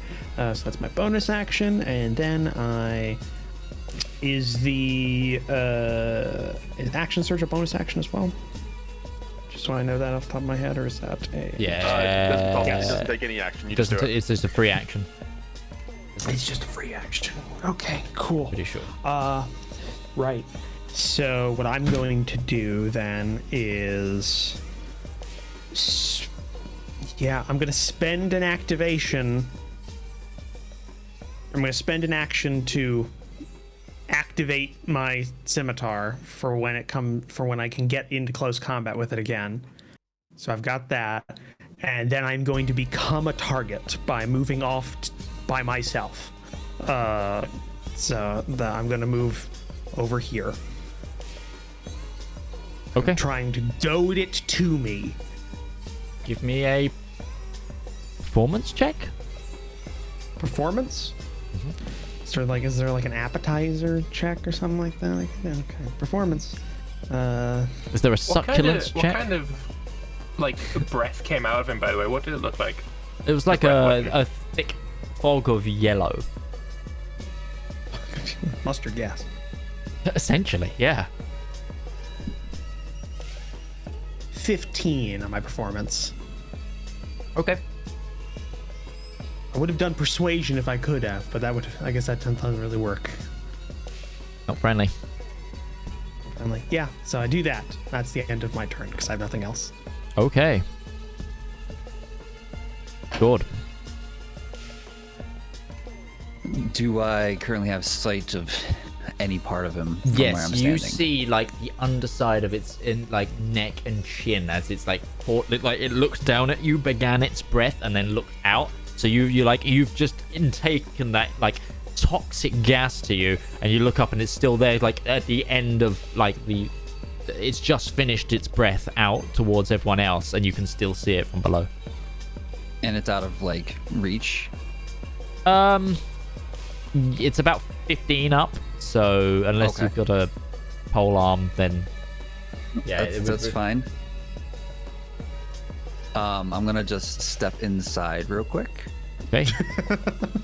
Good choice. and I'm gonna go ahead and take a knee, Yep. Sure. and go ahead and do a little bit of cure wounds on myself. Cool. Love that. Just like, One dragon breath and then he's out. I took the full hit, so yeah. Yeah, I mean, that's a you problem. Also, like, yeah. this party at Oh. this point, though, compared to Gourd, is like first time. What's your, I was how would killed you by a upcast sentient it in pile of there? shit. Excremental. You just made me spit take my drink. You're welcome. How would you upcast in this program? You have to so, like, program use it. Separate. You have to create separate Yeah. states for the upcast. Oh, gotcha. So that's what's second level? That's 2d8. 2d8. I'm sorry. How much? It's Yeah. 2d8 total, so you get to add the d8. Yeah, and then you can manually add it on your character sheet. All right, so that's 8 and then 5. Yeah. All right, Nice. and that's my action. And then for a bonus action, I am going to grab my quarterstaff and cast Shillelagh. Nice. Hey, it's been ages since we had character cast. One of the best spells in D&D, honestly. Yeah. Yeah. Cool. Awesome. Is that the rest of your turn? And yeah, that'll be it. I'll just stay here. Okay. been Ruby, like some you're up. work part. Zep, you're on deck. So. Literally. Yeah. You're muted, Beth? That's turn off. Oh, I suppose I was. That's because I was coughing quite a bit. The energy around Ruby starts to coalesce as she, even not flying, but definitely lifts up a foot or two as more and more fire energy gathers as she's going to start casting Chromatic Orb and upcast it and upcast. You watch this orb just goes boof, boof, boof, gets even bigger as it's going to coalesce into the form of fire. And she is going to cast a 4th level Chromatic Orb at this guy. Go for it. Is he targeted? He is targeted. Chromatic Orb. Cast. I'm going to use my inspiration on it if you don't mind. Well, check what your roll is first, but yeah. Oh, I think Yeah. 28's good. Yeah, 28 hits. Okay. That's 3d8 for regular, Plus 4d8 for... 10 to casting. And 5d8 Also- points of fire damage. Nice. Eat this, you bastard! Sorry. Oh, good. Ooh. Nice. Ooh, A very Average. distinctly average Very roll. average, but even so. Yeah.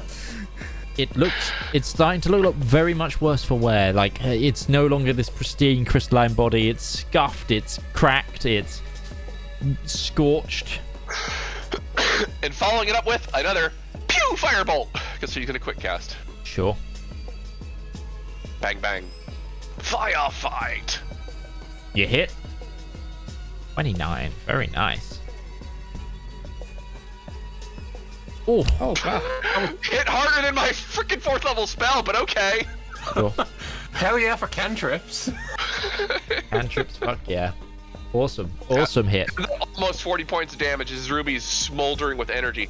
By the way, Midge, I don't know if this matters, but when she cast Chromatic Orb, Yeah. there was a flick of fire that leapt off of her, and it goes in a random direction.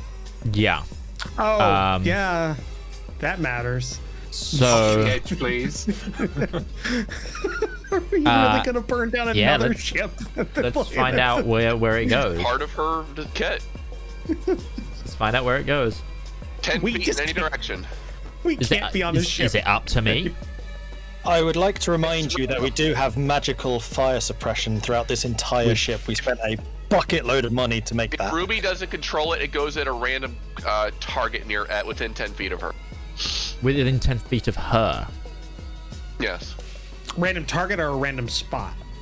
It's random target. There isn't a target within 10 feet of you. Ruby's there.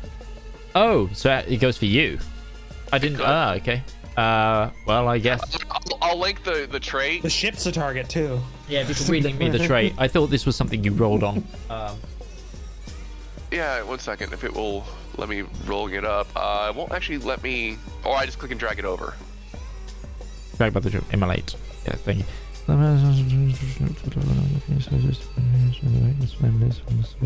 Leaps from the sword, just starting the nearest target. Damage equal. Control what the flame hits. Okay, and you're not controlling this. No, I can't because I use your bonus action. Okay, it doesn't seem like it can hit you. For one thing, at least from the wording. But striking the nearest target within 10 feet is the. Yeah, but it leaps from the sorcerer, so that's why I'm like. Yeah, but okay. it's a spell you cast. Let me roll a d20. The flame just over the side of the ship. Okay. I live in constant fear of this thing catching like a tinderbox. Welcome to living life with Ruby. I mean, they are even like the ships are like coated and stuff. It's not that flammable. Yeah, and also the fact that we spent like 3,000 ducats on a magical fire suppression system. Yeah, for you're okay. reason. You're okay right now. Because of Ruby. But magical that's the end of your turn. Fire suppression. See which one. Okay, wins. so am I correct in saying that I can actually see the dragon from where I am right now? Yes, its head, although it doesn't show right now because of map layering, its head is like over the banister sort of thing, where it's just been. Okay, so while I'm still coughing away from this expulsion, I am going to dig into my bag and pull out a very small glass vial. I will then pack a larger charge of gunpowder into the blunderbuss and then put this second charge in, casting Branding Smite upon myself. Okay. I am then going to shoot him. Sure. And that is gonna be a repeating blunderbuss shot. Let's do this! That's why I like that. Simple. I shoot. I think one of the dice went off the table. It did. Give Yeah, it I a saw moment, that it will D4 zip out of the. That is a 23 to hit. That hits. Roll damage. And this is magical damage because repeating blunderbuss. 17 points of damage. Wow. Nice. Unfortunate on this. Yeah, the Branding Smite rolled 2 1s, unfortunately. Ah!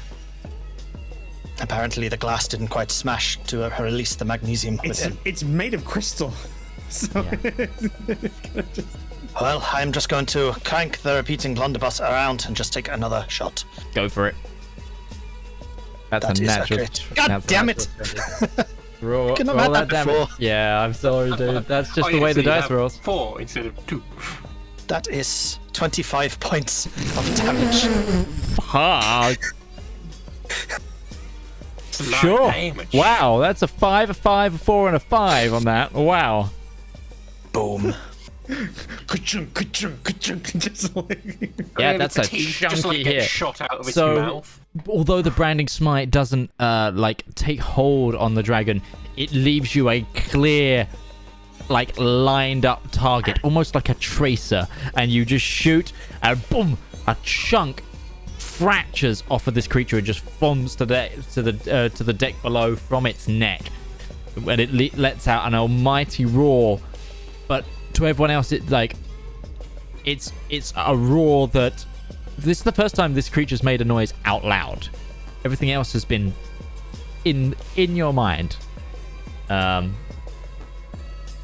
Get off my ship! Okay. Get off my plane. Yeah. Is that your turn? That's He's my gonna throw turn. the dragon's corpse off. No ticket. It's gonna take its legendary action, and it's gonna look towards you, Zep. Yeah, I would. And say, ow. Dude, what the fuck? Okay. Wait, I need to clear its action. And you need to take a Constitution saving throw. Oh, this is what it tried to do on me. Oh, you succeeded. 25. It looks, and then it just kind of. It looks at you, its eyes glow, and yeah, no, you shrug it off. Instilled with the rage of it being on your shoulder. Yeah. Yeah. Yeah, but that's obscured by the gun smoke. Sorry, it's Valmir, not Zedaar. Okay, Accidentally skipped. these stairs on the bottom, they go up towards the dragon, right? Yeah. Yeah. Cool. I'm gonna go to here. Awesome. And yet again, my bracelet flares up with purple fire. It rushes down my hand, up the shaft of the glaive, and as there's like a dragon's mouth where the blade comes out, it looks like that dragon is like breathing fire onto the blade. And I am casting Searing Smite upon myself. Awesome. Go for it. And then with the Searing Smite, I'm going to hit the dragon with Shadow Prince's Revenge. Do it. Such an edgy name. I'm thinking of Elendor. Not Valmir. Careful, you cut yourself on it. I didn't That name edge. it. Well, I'm going to hit again. That's the great thing about Smite staying until you hit. Yeah. No, I mean, this is just for the next time it hits the Searing Smite. Yeah. So it's still going to. Roll damage, that hits. Yes. Was it second ed where if you missed a smite roll, it didn't actually, the smite also failed as well? Sounds like a 3rd edition thing, actually. Oh, it might have been third, yeah. So that's 12 damage. 3, and 2, 1 on those rolls. We just can't roll good on our spell damage. Yeah, It just keeps rolling like shit. We're trying to get it needs to make a con save. On a fail, it will take another 1d6. Okay. This thing's got a ridiculous con. Make it do the con save, or can you not? I don't know how. Okay. I can. It succeeds. It succeeds. 26, my god. I'm going to use my hasted action to hit it again. Go for it. This thing, if you're wondering, has a +9 to its con. Yeah, you're maintaining that 1 out of 3 hit ratio that you have this entire campaign. It's pretty shocking. Yeah. I'm sorry, How bud. about we do it again with not second wind, the action surge. Use action surge. Yeah. And I'm going to hit it again. Go for it.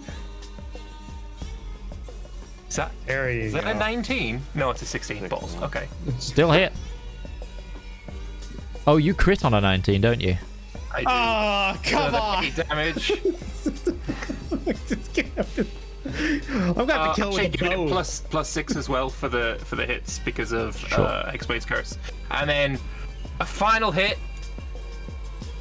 is another hit. Finally, we do some damage. Yeah! How would you like to do this, Valmir? How would you like to do this?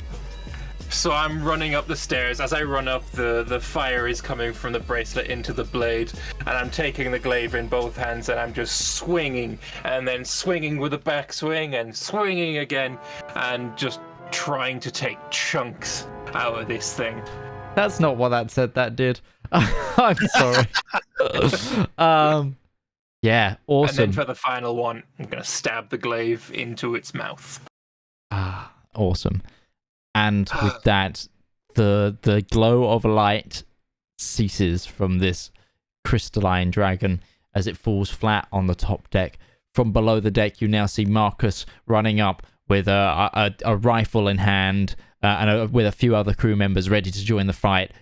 But the din of battle ceases. Can you remind me what he said his name was? Because we all heard in our heads, "You dare attack." It was like Put in the normal volume so we can understand it this time. Zord. I don't know. I think it was. Darius heard that. Yeah, Yeah. it was only Darius heard that. Oh, was Yeah. it? So Okay. what did I hear? Because I didn't actually hear it. It was Right, just yes. noise. It was it's Xenopharius. Xenopharius. Okay. I think it was called Xenopharius. Alright, just good. Xenopharius, adult topaz dragon. Yep, got it. Good job. Ow. Well, I go and lean up. I lean over the banister and I say, "It's gone. It's dead." And then the haste wears off and I collapse, like exhausted.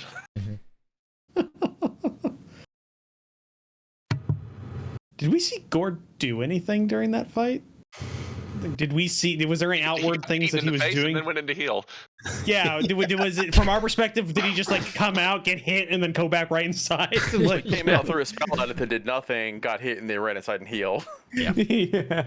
So, okay. All right. Zedaar is going to approach it and see immediately, is it savable? Because as I said, he wants to ask the same questions. He's not going to just let it die. Revivify. How Cure much- wounds? The thing that just almost killed Darius. Hold on. Spare the dying or something. Just you exceeded his hit points by 1. So let's roll a d20. Well, by 10 then because of the +9 from the hits. Currently, Yeah, it is. Double hit points. Currently, it's still alive, but barely. You know, fuck it. I will expend 1 use of my channel divinity, which gives me a whole bunch of hit points that I can heal. I'm going to give it 1 hit point. Okay. Just 1 hit point. A soul has already been absorbed into my blade. Not dead yet. It's It pops back up. Roll initiative. it's because Stab it again. because the life and instantly starts like a wounded animal. Skitters, scrats around, flicking its tail, and looks towards you all. You have 1 chance.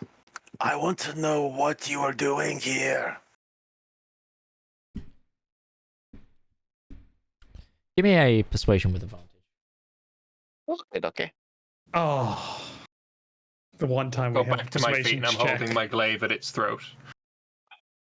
That didn't roll advantage. That's a 13 and a natural 20. Oh. Yes.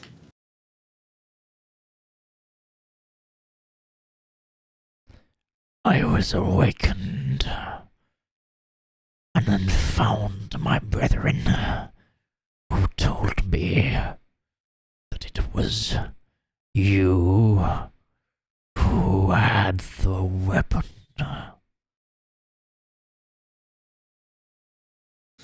You were looking for the weapon.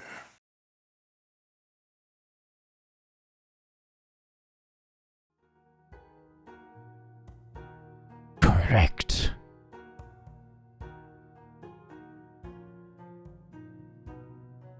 You are going to tell me right now, because this is the question I've heard so often.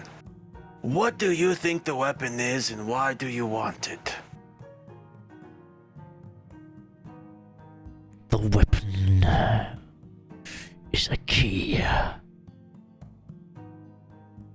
I can help return things to the way it was.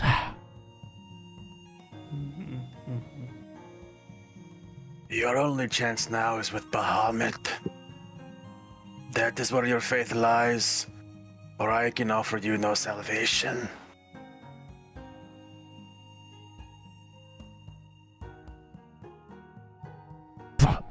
It like coughs and sputters as a little bit more, like the breath kind of comes out of its mouth.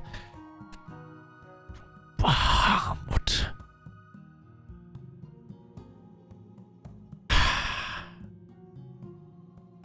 Is that what stands for divinity in this sorry land now. I should have guessed.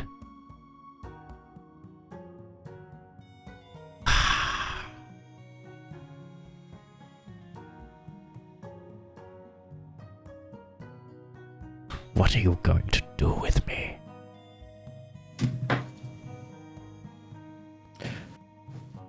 Actually, you get to that point, Zedaar is probably like, you know, I didn't think this far. I just wanted to ask him some questions. Darius takes out his bow and shoots it at the dragon. I will deflect that. You are not stealing another fucking kill from me. No, you've already killed it once. If I see him taking out his bow, I'm going to stab it. Okay, have you like gathered? Was that like because it's up? Remember? So I would much rather we not kill something that is already lying held in prison. I have no qualms about this. Clearly. I don't necessarily care whether you live or die, but I do want to know, why are you awakening? Who is causing it? And what is it you're trying to do? You claim that Bahamut is a lesser god, but yet his disciple stands the victor here today.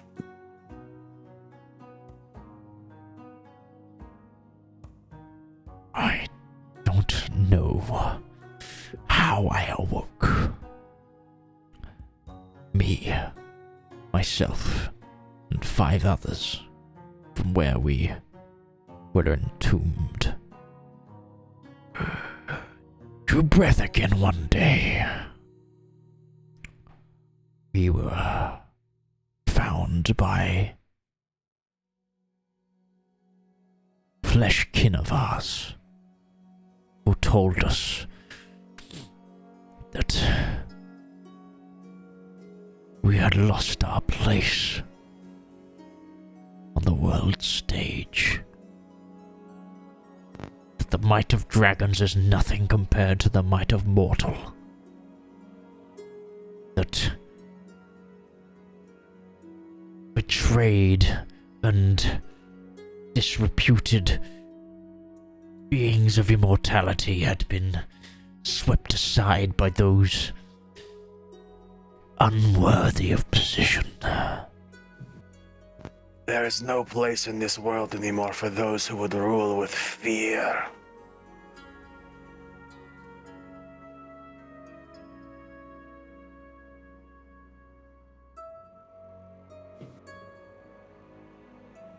I'm gonna look at Zedaar and see if that is like him giving like his consent. Darius has his bow out. He's ready. He's ready for an action surge. He's saying this to the dragon, like wondering, is this dragon gonna make a realization like this is a different world, learn to live in it or don't? I need to roll on this type of dragon because it is. He doesn't know these dragons. He doesn't have an immediate disposition to them.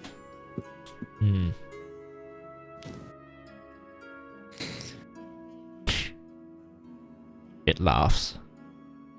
See, I thought this would be. Stab it. Oh, okay. I'm just gonna take it as he's Can not. you roll not me an accepting. attack? Yes. I thought this would be different. I'm glad that it is. Ah!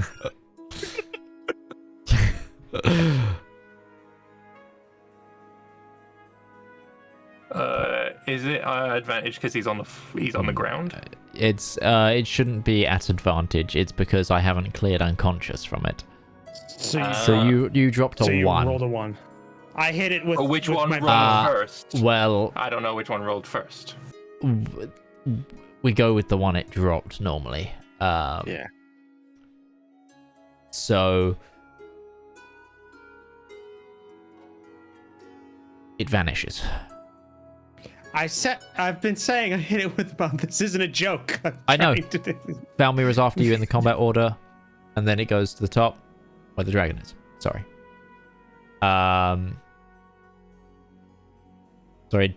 Rolls defined that. I mean, you can still take a shot at it. It can only go 60 feet, and it's now in the air. Over. Yeah. Go for it. Take a shot. All right. It's only got 1 HP, right? Yep. It's trying to make a getaway. Sweet. First shot. 27. That hits. All right. I physically can't not get a 1 on this damage roll. So, you see it making a run.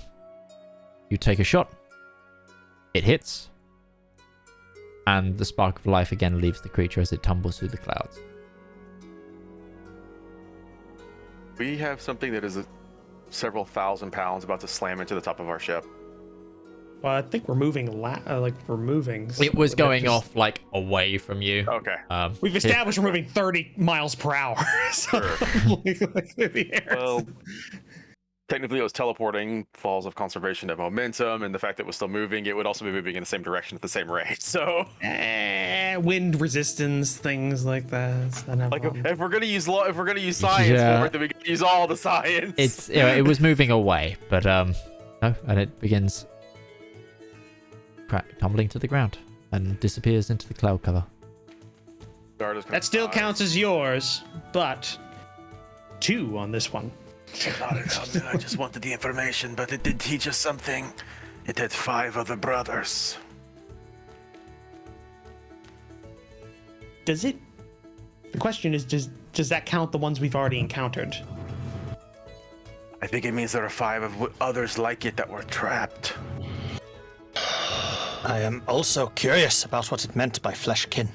Does it mean, I dread to say this, but other dragonborn? I think it more means cultists to follow it.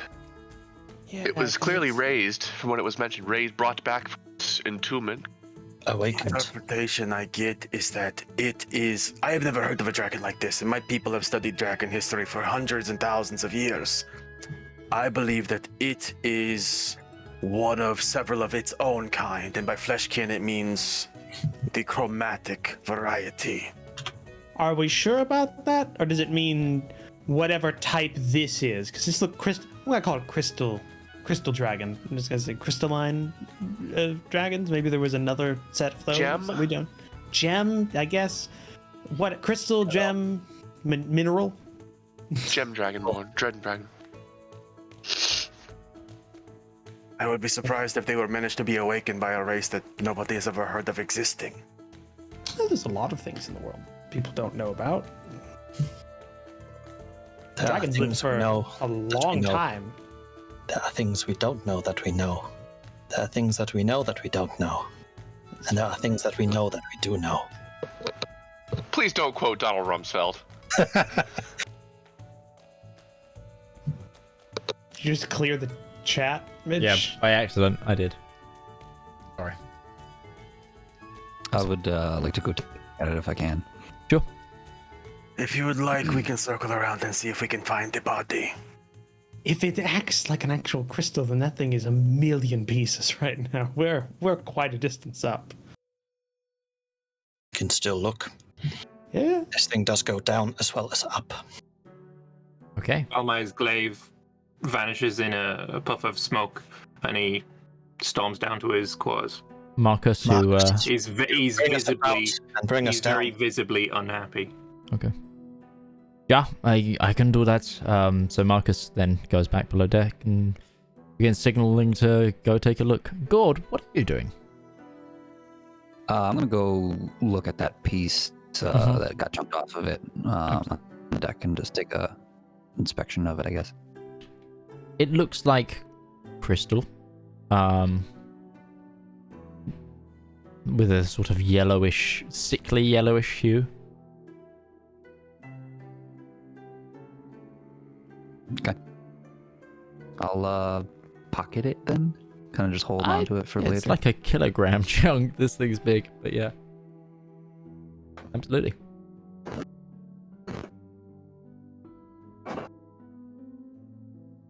But you begin to descend, and that's where we'll leave it for tonight. So, thank you all so much for watching the first episode back. Thank you for bearing with any of the technical difficulties that we've had this evening.